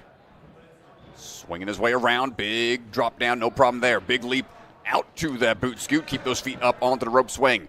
Coming through, double step, one step across. Nice technique there on the roundabout. Two hands on, looking for this next big throw. Needs a backswing to be sure about the distance to be covered. Underbar dismount down, crawling through, climbing up, fast scramble to that buzzer. 26.6 for Jera. Fourth in hybrid, third in speed. All eyes on Michael Matthews here after winning the hybrid round. Put himself in a huge position here. Mr. Matthews standing by. 31 seconds yesterday. See what improvements he can make. At this point, how much do you want to try to really push the pace? He's going to go for the win from the looks of it. Doesn't want to hold back. Don't have a slip up here as you're trying to improve your time from yesterday. Staying locked in and focused right now. Mr. Matthews going to scramble up a little bit more. Outstretched there for the top. Goes for the railing, up overhead, down underneath the barriers. Looking for that climb up. And well ahead of the time from yesterday at 26.02. Yeah, big cleanup from yesterday. Yeah, massive. From 31 seconds to 26. That's a huge improvement. Third place on speed. Jake McClintock ready to go. On the run, climbing his way up, a little parkour. Going to be tested here on some of these platforms. Half pipe attack, swing through. Push that rope out the way, stay up high. Going to swing back through onto the ring. Make sure we can cover that distance to the rope. No problem so far. Yesterday was a lot of missed swing throughs on those roundabouts. Everybody looking pretty locked in today. Jake takes the quick hops down and through, up and over. Good climb ups here to the buzzer. 28.1.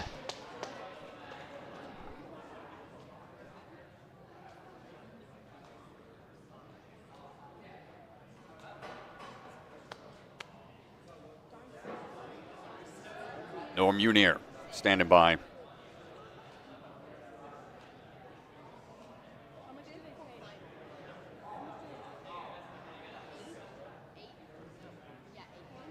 Noah chalking up, getting ready to go. Noah had a time of 28 seconds, 28.07 yesterday.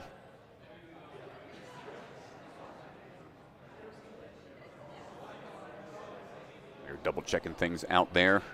Athletes are scrambling. Where that buzzer up top shifts a little bit and making sure it stays in the same spot for everybody. Especially when it comes down to just a little bit of time difference in each run. Big bounce up for Noah on his rhythm here on the speed run.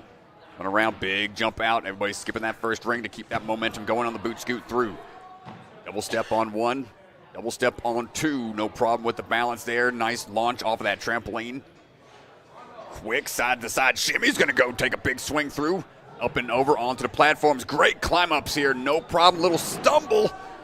Barrels into the buzzer at 25.6. Even with the hurt hand, he is finding a way. Increases time from yesterday.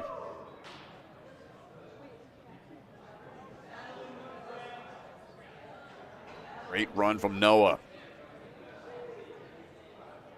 Sam Folsom, time of 28.2. Get those shoes cleaned off. Shout out to Caleb Bergstrom, the shoe caddy out there, taking care of everybody's shoes. He was doing aces yesterday, did Mila Getting. He's out here doing Sam's. Shout out. Sam Folsom ready to go.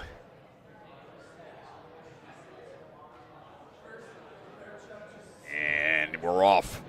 Quick climb up, popping down. Underbar through. Swinging off to the side a little bit. Going to try to reposition for that boot scoot. Keep those legs up. Gauge the core. Swing around, coming in hot. Come on through. Watch those feet. Big bounce up. Got to power through these overhead bars here.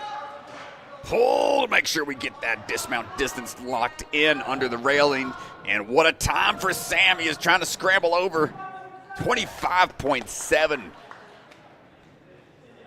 Almost 3 seconds faster than yesterday. A really fast climb up. Final runner.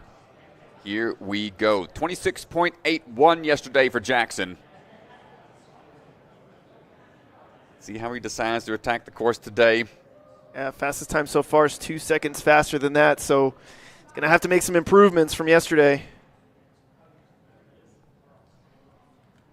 Here we go. Jackson on the move.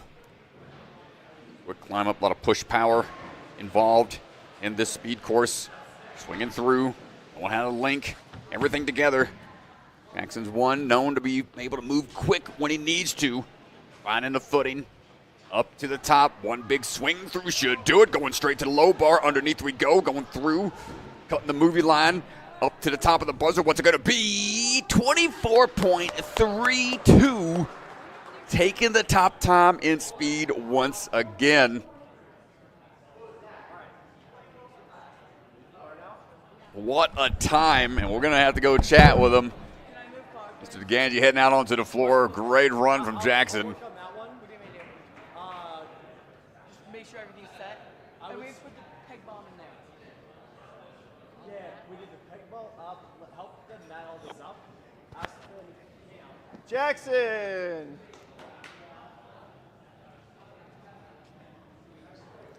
Nice Speed athlete, bro. Speed athlete, I guess.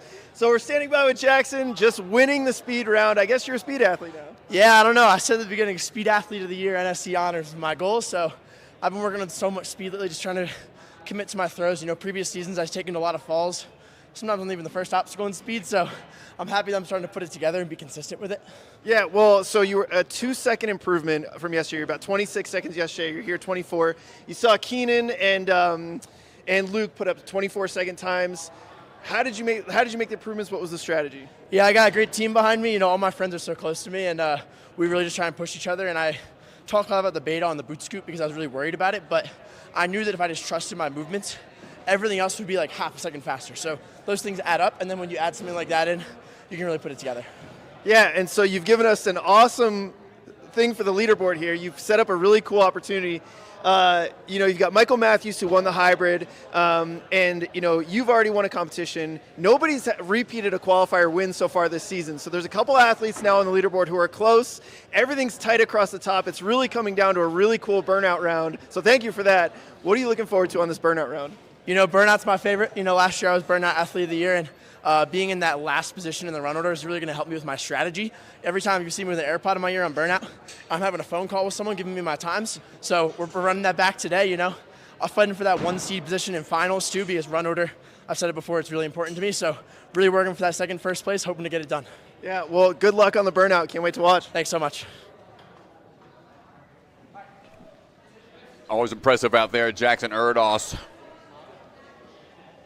Putting together quite the run today. Locking things in.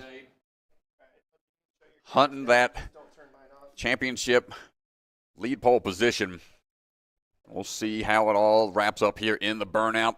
As the course gets set, we'll be taking a little bit of a break. Don't go anywhere, folks. We'll be back in just a bit. Word from our sponsors. Thank y'all so much for hanging out with us. Here's leaderboard from Bucket of Chalk.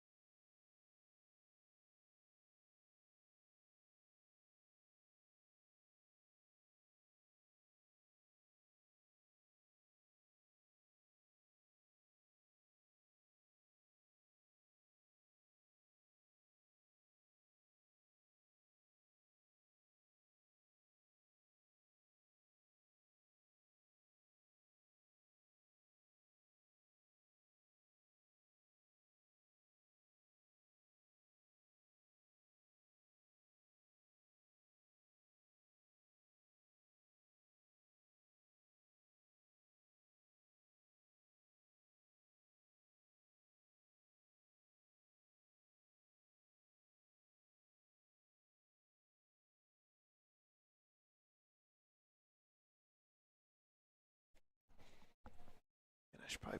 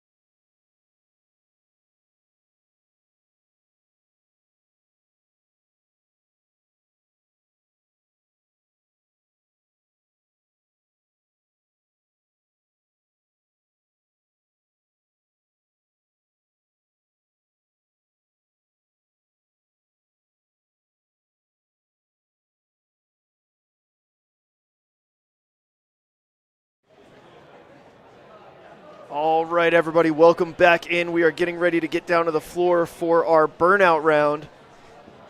Last look at the leaderboard here. Jackson Erdos, Noah Muner, and Michael Matthews. Top three coming down to a showdown here on the burnout. Zach Keenan, Luke Beckstrand are within striking distance, but would certainly need a little bit of help to try to make up for the 3-point difference between first place and where they are sitting. Sam Folsom sitting in 8th place. After this competition, it looks like the qualification spots will bump down to 7th place across the season, and so Sam Folsom really going to want to put in some work to try to bump up one spot. He's 2 points down right now, but his championship qualifying is at risk here. He's close. He's going to need a good burnout. He does get to run second to last. Athletes get to run in the same position throughout all the rounds with how they did in the prelim round. So going to be really fun to watch. Can Michael Matthews or Noah Muner take this competition and make it a 7th unique individual to win the open round?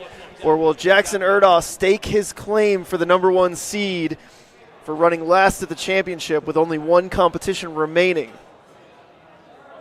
Very interesting here. Jackson Erdos, very much known as a burnout athlete. He was NSC's Burnout Athlete of the Year last year.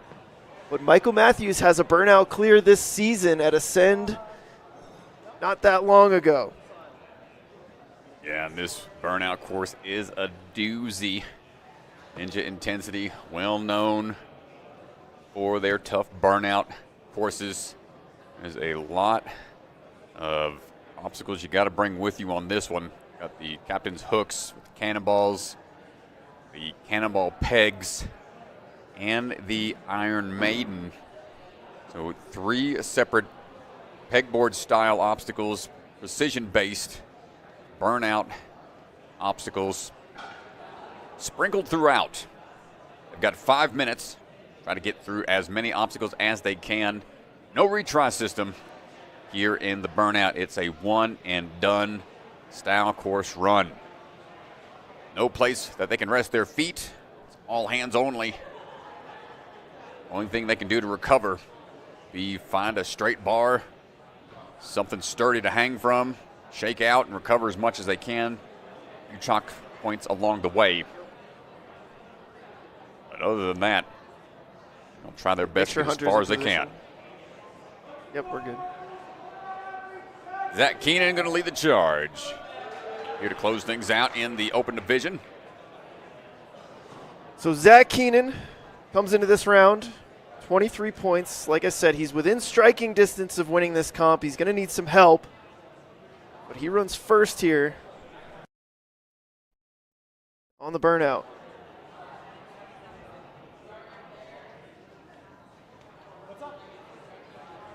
Zach took third at the burnout course at Rock Solid. Took third at the burnout course, at Rise at the Warehouse. Ranks pretty high up there. Comes the Burnout runs. See if we can put it together here today. Strong athlete to lead the charge.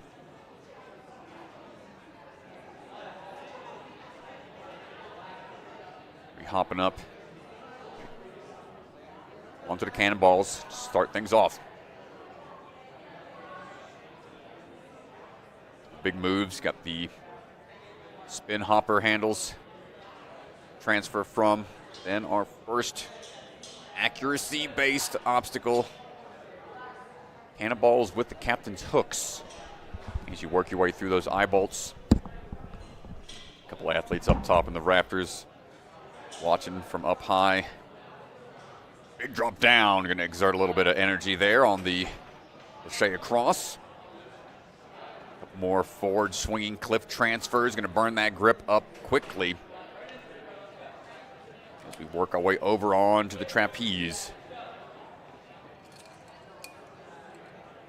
More opportunities to relax. Not many down the line. Onto the peg bombs. Got the cannonball holds attached to the pegs. As you work your way through, try to keep your arms straight. Don't want to burn out the biceps too much by keeping those lock-offs there. And you can see Zach really confident in the single arm hangs. Shaking out as we try to traverse through a real big challenge here. You have to go inside of that cannonball. Make sure the peg's going to stay there with the leverage. And find the swing through here. It's going to be a big, tough move. He's got to be careful. Still needs to bring that with him. It's a little bit of leverage to unwedge it from the cannonball, but no, it's not gonna go with him there. Grip just not able to find the proper angle. Zach, 16 out of the 34 touch points. Pretty lengthy burnout. Up next, Luke Beckstrom standing by. Ready to go. At second place burnout he did in the Jungle Gym. He took the top spot there.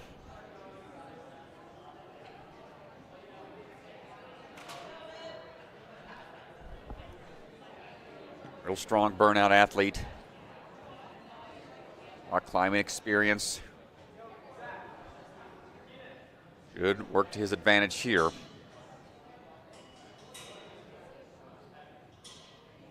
The accuracy style transitions make this burnout course a little trickier than most. These forward laches smoothly through, not wasting much time or energy. Maintaining the momentum as we go on to the peg bombs.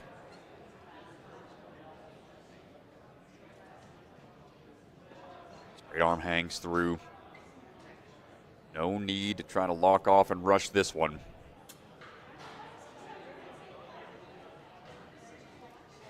Be accurate with every placement. The tricky part here. Good swing into it. Needs to have enough leverage, take the weight fully off of that cannonball in order to dislodge it. And just like that, Luke's going to be moving forward still. On now to a rest point. He's got a bar he can shake out from. Rechalk if need be. Opting to go straight onto the PVC pipe. Hop it up the track. Little stopper. It's going at an uphill angle. That once and try again. 21st touch point coming up. Here we go. Battering ram style moves.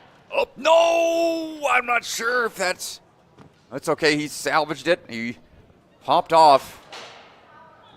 Got a reset there. Hands missed. Jumped onto the bar, but now he's back on the reset bar, shaking the hands out. The sleeve on the pipe there to impede their progress, but also act as a stopper. But he has to hop it forwards enough. Yeah, so when he missed there and got a hand on the red bar, the athletes are allowed to go back. Falls under the go back rule. They got to redo the move, so he's sent back to the beginning.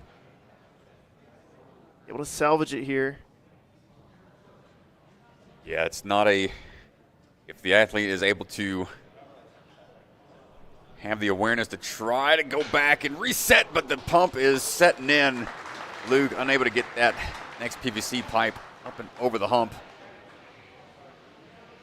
Good fight out of Luke. 21 obstacles in a minute 42. As more athletes go, the later athletes start to find out where the furthest point is at and how fast they have to get there. Jared Boyd standing by.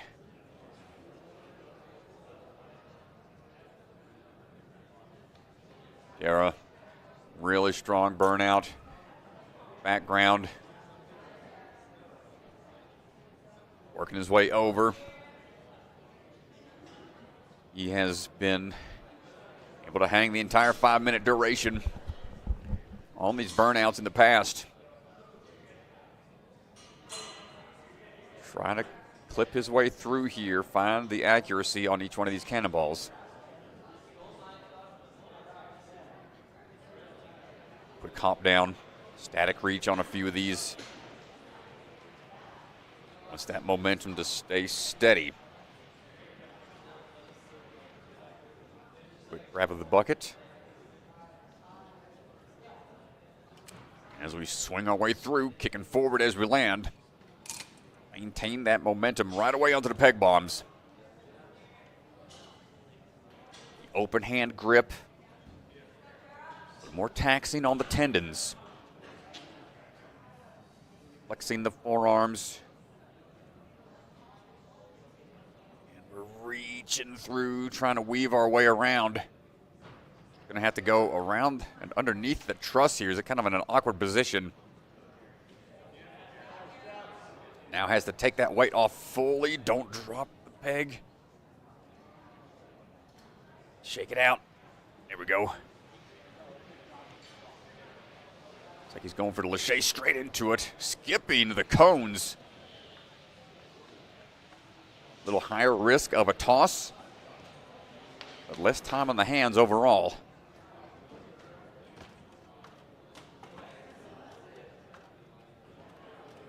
They're trying to get the chalk, right consistency. Chalk on the PVC might be a little slippery. Ooh. Here we go, a little battering ram style up the track. Hands, a hard time. It's got to be forceful just before that point on where that collar's at, in the middle of the bar, so they can have enough momentum to have the weight come off of the PVC pipe so it can go all the way past it. And then it should stop the PVC from sliding back. It's a matter of having that slide stop right before the collar. Jared trying to shake out a little bit more. This is where the dead hang training comes into play. Jared not able to recover enough. He's hanging there for a second. He is exhausted. Rightfully so.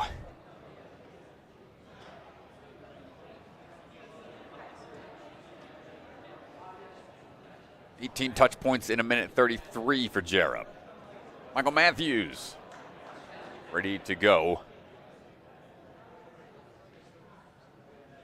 As we mentioned, he's got a burnout clear now in the books.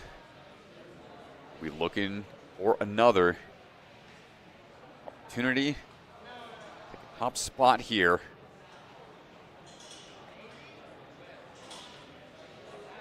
Has to have a strong run here in the burnout. see how he decides to play it.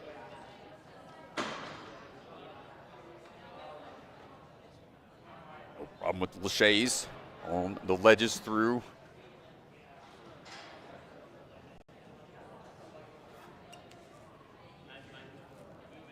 Peg line. Starting to get utilized a little bit more. Again, it's an old school style obstacle. I don't typically see pegboards utilized because they are more of a grueling training style. Those peg holds, the cannonballs attached to them, have been around for a while now. Good to see him utilize it. And there it is, holding tight, holding high with that lock off.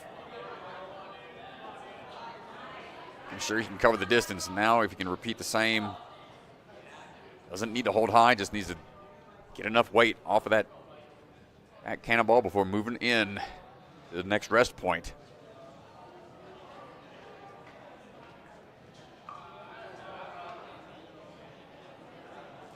See what the play is going to be. Going for a reverse style move. Does it work for him? Yes, it does. Up the track we go. A little change on the tech. And it works out. Yeah. Hopping on, going to try to repeat that process. Going quick, but not quite enough. This one's a little steeper. Big swing up, and no, he catches on. He has to drop back to the PVC and reset. Not able to get it there. Hands just give out. Reverse tech almost worked for him. He got there quicker, though. A little quicker than, or excuse me, not quite. I was looking at the wrong order there. He's in first right now overall, but second in Burnout. Luke still got there in minute 42. That puts him ahead. So 21st touch point in 142, still the bar to beat. Jake McClintock standing by.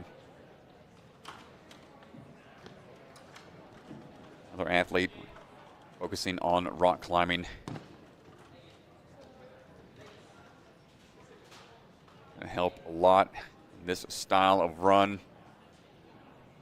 Burnout, largely based off of the old school stage 3 style.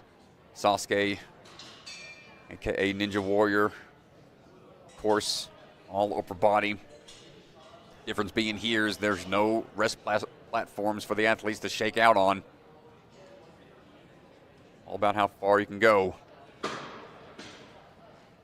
much can you recover in between each obstacle? Jake moving quick.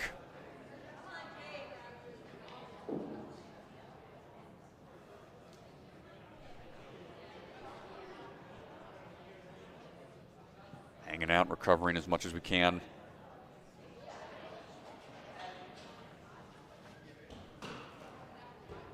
Sixth place at the Burnout back at Jungle Gym earlier this season. On now to the peg bombs.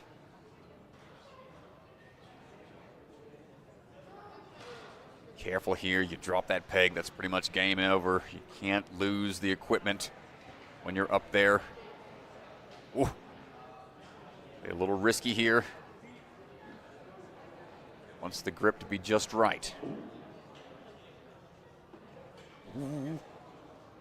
Hold tight. Up in for the straight arm swing.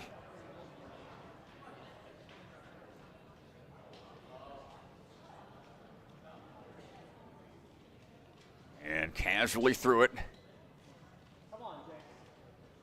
Swings a little off axis. Got to make a little bit of a stretch there to reach it, but on now for the next rest point.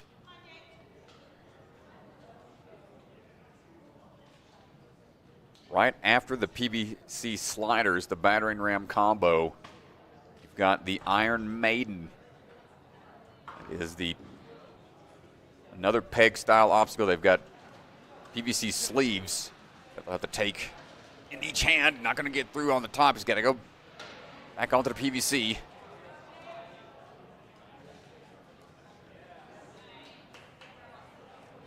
Gonna hang out there for a second. Shake it out and give it another go.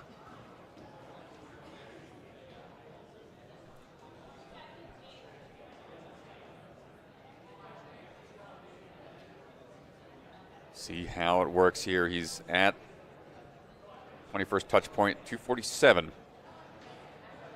Taking his time. Powers up, not going to get it on that one. Big backswing. Again, not quite there. Hands popping off, going to go back to the rest bar. PVC pipe just not cooperating. Timing of the throw has to be precise.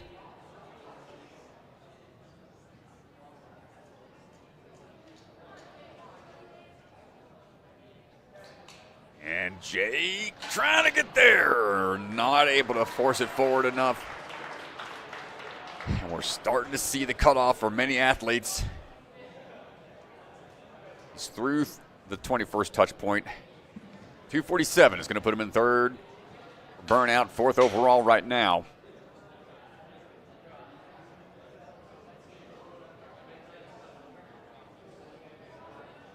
Noah Munier standing by.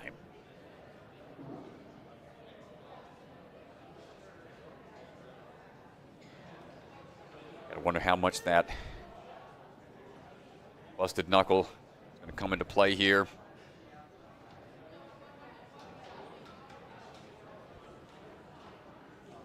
Make sure he's all chalked up. And you're going to help out, make sure the shoes are clean.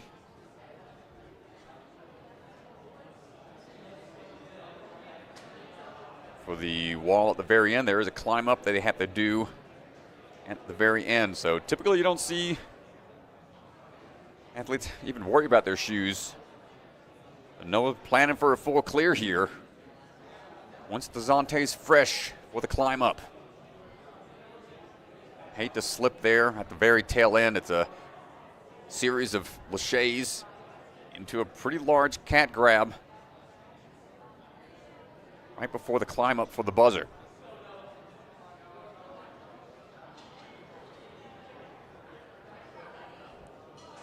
Taking the captain's hooks through.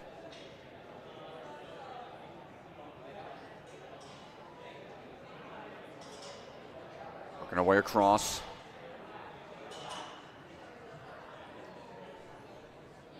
Up and down, going to go ahead and take some swings through this lane of cliffs.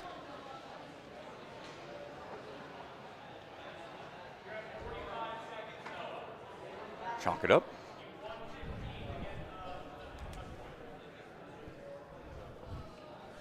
Noah seeming to be pushing the pace here. Yeah, I mean, Noah knows. This is a showdown between Noah and Jackson. Michael Matthews is 1 point behind, so you know, Noah really wants, and he's got the tiebreaker, so Noah has to beat Michael for starters. But then he knows Jackson is going to run after him, so he's really got to put the pressure on, especially time-wise.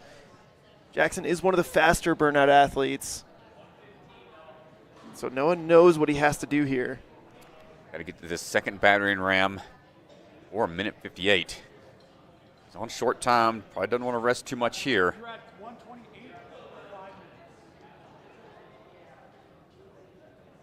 Got to get up this track. Start point of the next PVC battering ram. Careful with the hands. A little bit of a lift as we hop up the track. Straight to the bar. And that bumps him ahead of Mr. Matthews. Yeah, doesn't quite pass Luke Beckstrom just yet.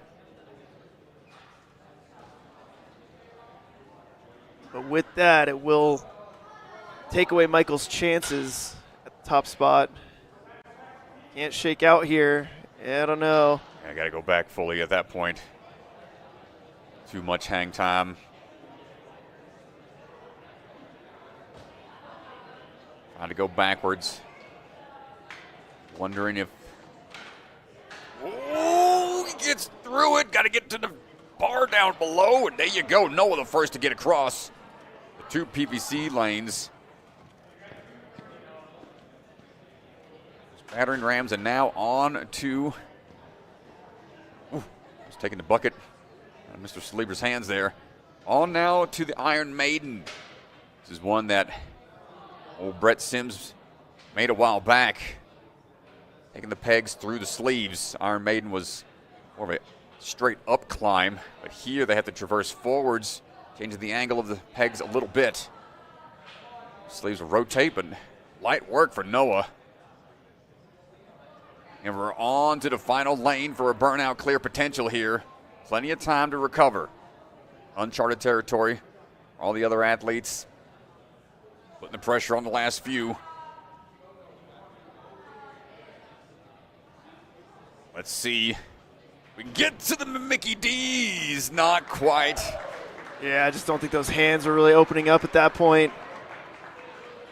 Oh, boy. Couldn't grab onto the golden arches, but what a run from Noah.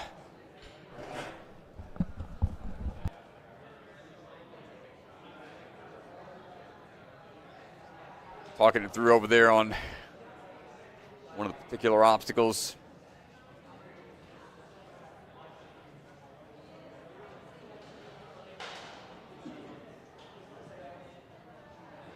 Great run from a Noah. 31 out of 34 touch points were attempted. Got 30 at 3 minutes and 25 seconds. Down to our last two.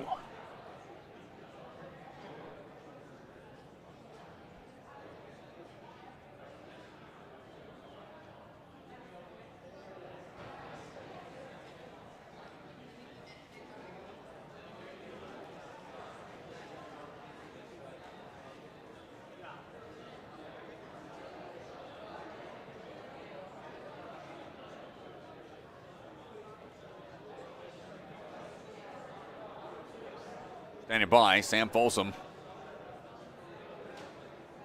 Ready to go. Just waiting on Judge Bellion.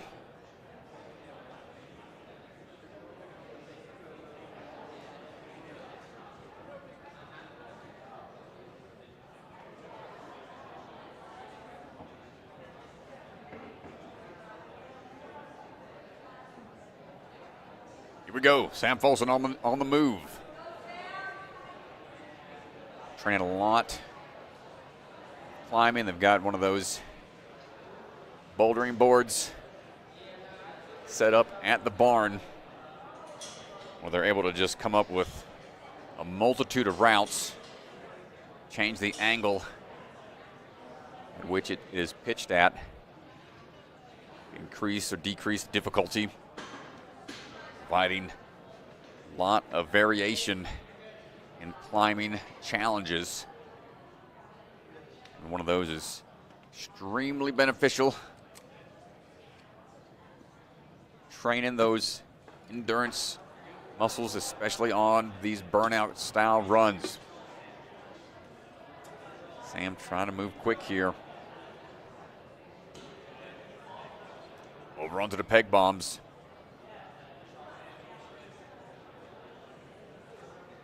On that leverage. Woo.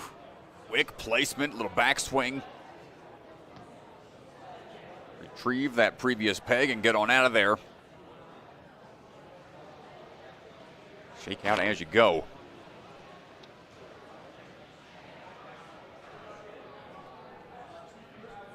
Sam's going to rest a little bit. Jumping back into action onto the battering ram. Not feeling it there. One thing to be able to take the battering ram down a track. Something else where you have to be precise with the hop midway to ensure that it's going to keep going forwards and prevent it from sliding back down the track. And some that are made out of a different kind of material, a little more traction on the inside to allow for it to kind of stay in place as you climb up, but This one changing it up a bit. The hands just slip as he's trying to find the leverage. He's on the front side of the PVC. He's just not wanting to cooperate at all.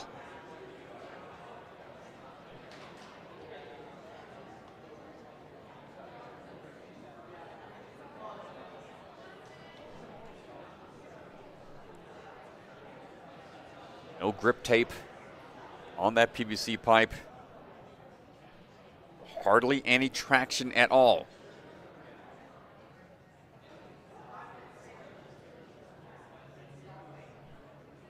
Sam just working best up there to try to recover.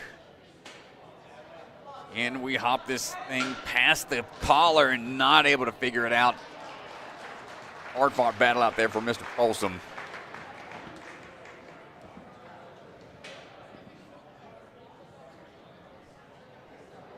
And here we go, folks. Final athlete for the Burnout. We'll see who it's going to be taking the top spot after this run right here.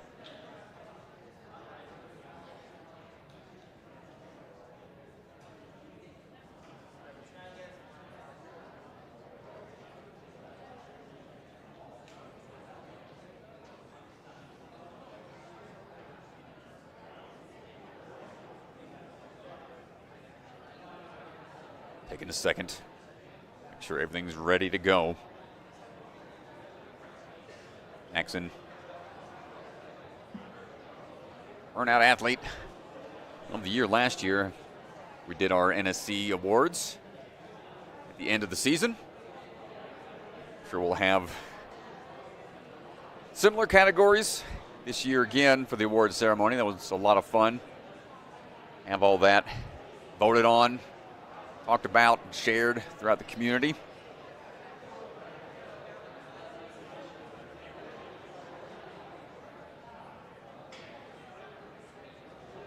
We are standing by for our final runner. We'll tally up the scores, have the leaderboard brought up, and they'll go out there, do the awards. And we'll take a break from this live stream and come back in a bit. Email division later this afternoon. Have a little bit of a lunch break. And wrap things up here in lovely Colorado. And we'll have a little bit of a break before our next qualifier. Our next and final qualifier of the season. Wrapping things up at big time up there with old Ethan Swanson.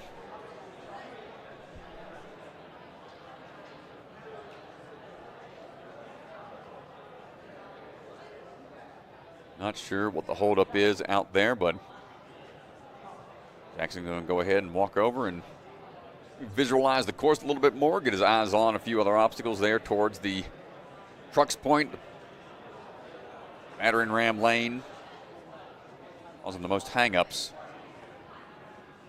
Noah, the only one so far to get through it all the way.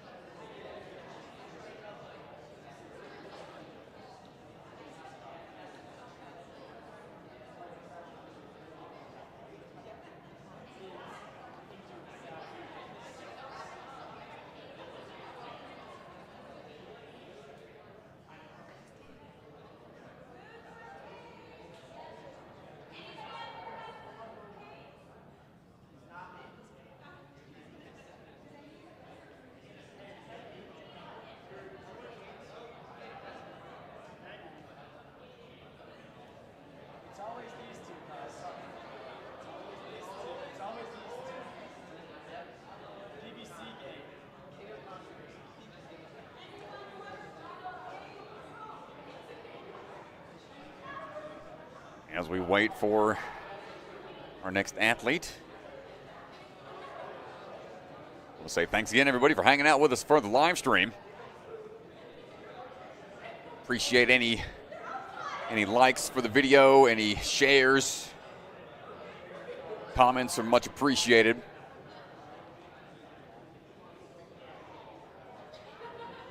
Jackson standing by, see what the hang-up is.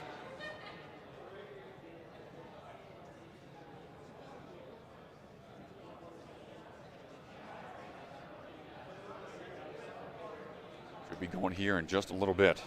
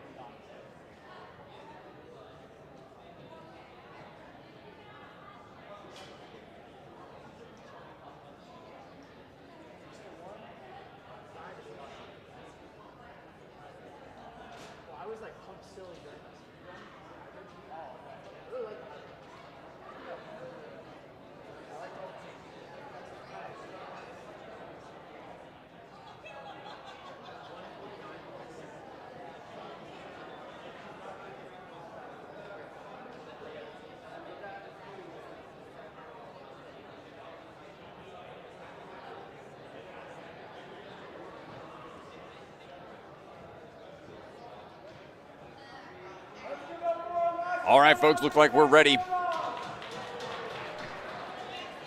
to wrap things up.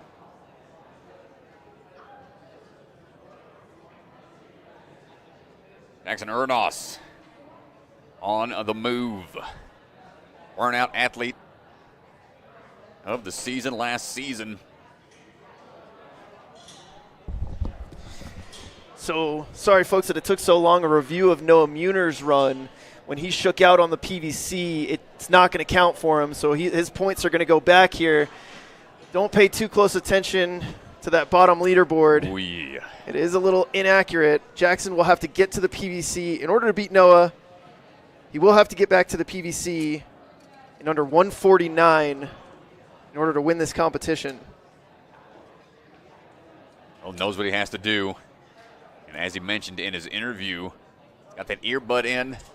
Not listening to the jams, but listening somebody feeding him the time. So he's fully aware. Sometimes when you're an athlete, you're trying to focus on the obstacles. It's hard to pay attention to the time. So it's a great way to go about it. Having your teammates right in your ear. Help with the coaching along the way. Whoop, a little hung up on the first one. This is where it's vital. He has to keep moving.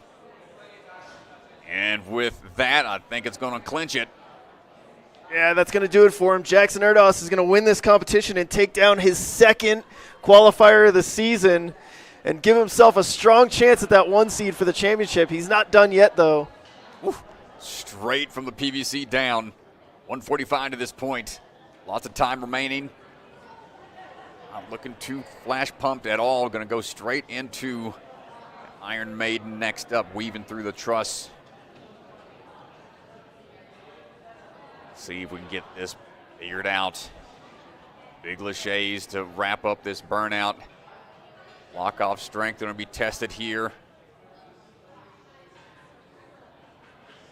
Keeping a bend in the arms, going to skip a peg there. Rotate around. Peg dropping down.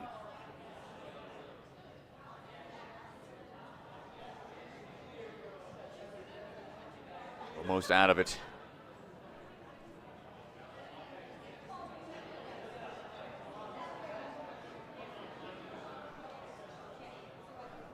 Sideline over there chatting with him.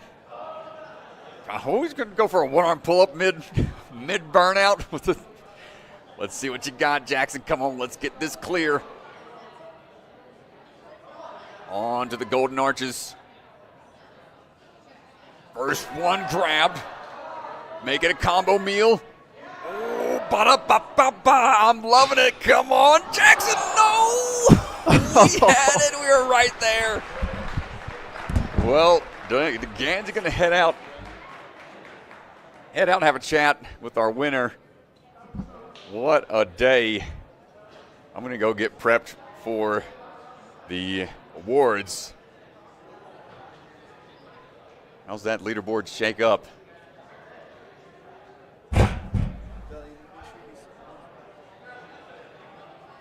Man, oh man, almost got that clear.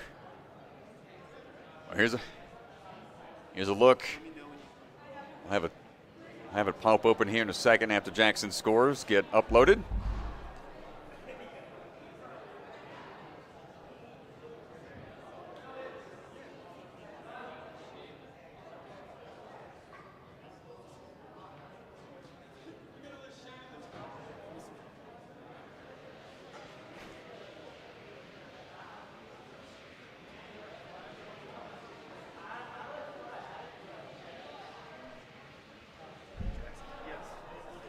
And again, you're going to head out to the floor, have a chat with Mr. Erdos. Congratulate him on his second first place finish at a qualifier, earning that final run spot at the championship. Stand right here in front of this box. Nicely done. Thank you. Give it up for Jackson Erdos!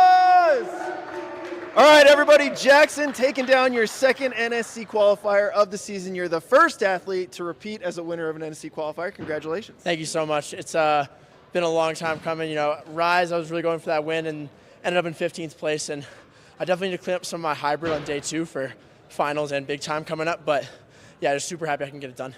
Yeah, I mean, the field, they made you work for it on this one. I got to say, it was really exciting. I mean, yesterday, Sam Folsom putting up a really good time in hybrid. And then, just today, really coming down to the burnout. Michael Matthews, Noah Muner getting close, but you staved him off, man. Yeah, Noah's like a brother to me. So going into it, we were going into a showdown. And I thought, either way, it's either one or the other. I wouldn't want it any other way. Yeah, well, looking forward to the championship. We got one more comp coming up, and right now you're in the pole position to take down that 1 seed, run last at the championship. I know you're going to be at big time. How you feeling going into that one? Super excited. Every course I've had done at big time has been so fun. Everyone was dissing on the surfboard, but I was a big fan of it on the first year. And I got second on the first year, first on the next one, so hoping to get first again. Yeah, well, dude, congratulations, and great job getting the win. Thank you so much. Can't wait for finals. Let's go. All right, we're going to get Ryan Stratus to come on out. That's my cue.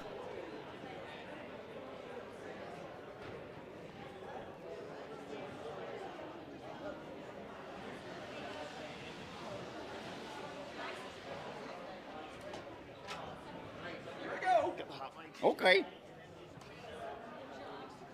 Ba-ba-da-ba. One last look at the leaderboard here. Jackson Erdos, Noah Muner, Michael Matthews. Those are your top 3. And what a comp. Nicely done from these athletes.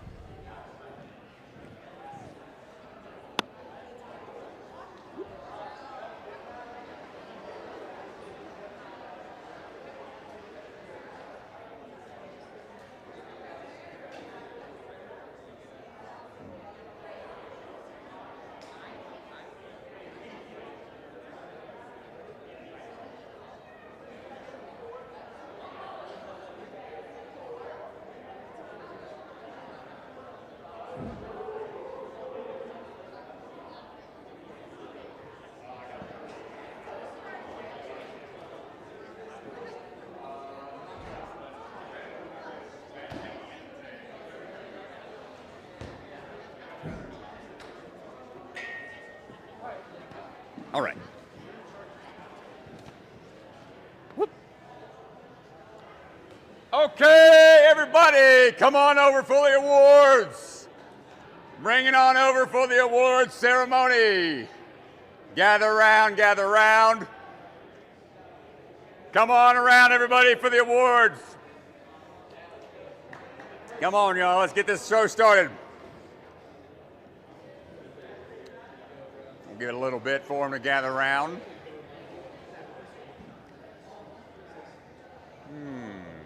Nobody else? All right.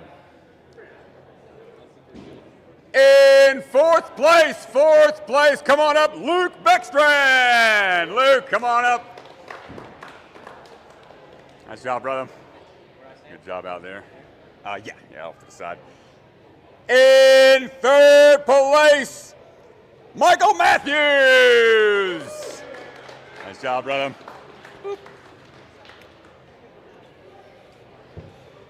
In second place, qualifying for the championship, Noah Munir. There he is. Come on up, brother. Nice job, dude. Uh-oh. Woo-hoo-hoo-hoo. Got the hops. And in first place, come on up, Jackson Erdas. Oh, yeah. And there you have it, folks. Qualifying for the championship. Top athletes here at Ninja Intensity, NSC qualifier number 7. Give it up. Woo! Thanks, everybody. Good job. Come on down, y'all. Also, we're now bumping down to 7th place. If you've qualified by making it into the 7th place spot, across the board, congratulations, 7th place athletes. We'll be making it into the finals. Hats off to all the Ninja Intensity crew. We're setting up for the female division here in just a bit. Thanks for tuning in, everybody. Catch you back in a little bit. Thank you. Thank you, thank you. Pardon me. All right, everybody, so that is going to do it for Ninja Intensity. We are going to shut down this stream, and we'll be back in just a little bit for the female division. Don't go anywhere. Taylor Green, Nora Brown, John Addy Herman. It is going to be very fun to watch, and so make sure you guys stay here. Check it out. Day 2 finals for the females coming up. A huge thank you to all of our supporters, our Patreon supporters, and our sponsors. If you're not sure what Patreon is, go check it out. You can watch NSC Elimination, a reality-style, competition-style show that we did. It's a lot of fun to watch. Also, NSC Fantasy. Feel free to hop on. This week's NSC Fantasy prize, a $50 gift card from Ninja Strong. And so make sure you check out our Patreon for cool extra content. That's going to do it. We'll see you guys for the female division in just a little bit.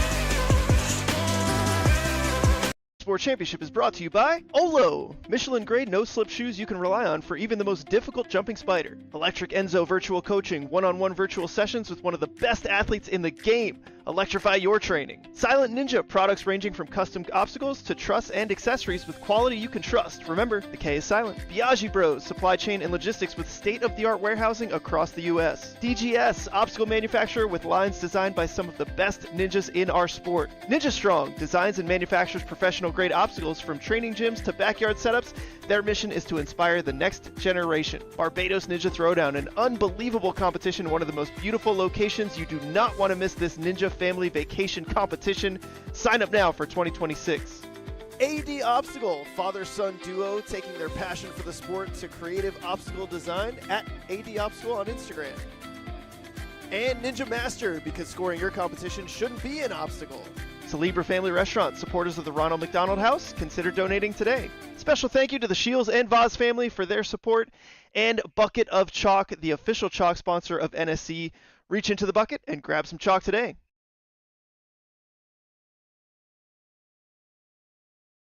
Check out the NSC store. Our Season 5 tour shirts are up and available now.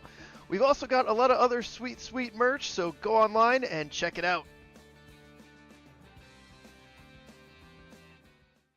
From the secret factory in an unknown corner of the world, Bucket of Chalk is coming to you handmade, perfectly balanced, and made with love.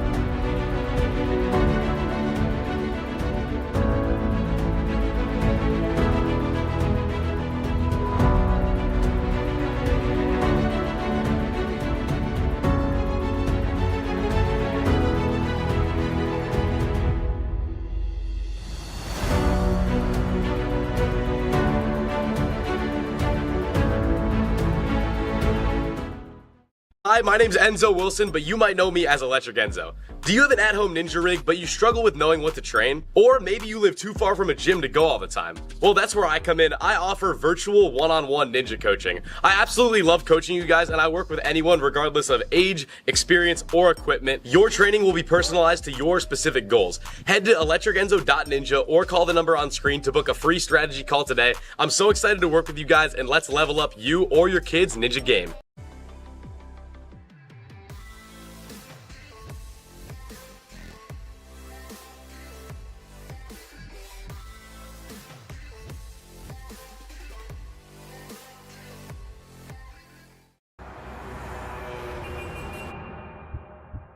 You don't fail because you're not strong enough, or fast, or reactive enough. You don't fail because of traffic or people or weather. You fail because you don't trust yourself to make it.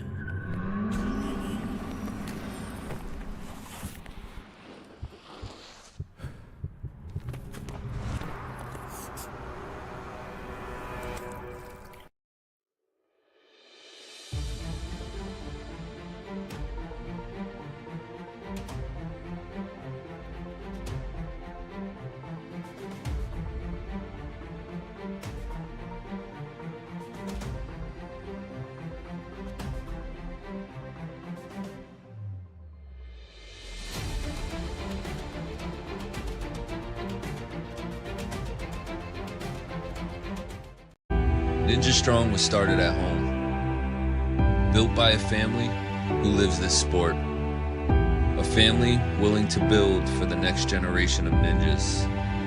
Not just to build obstacles, but to build confidence, courage, and determination. Because today's grit becomes tomorrow's greatness. Family built, Ninja Strong.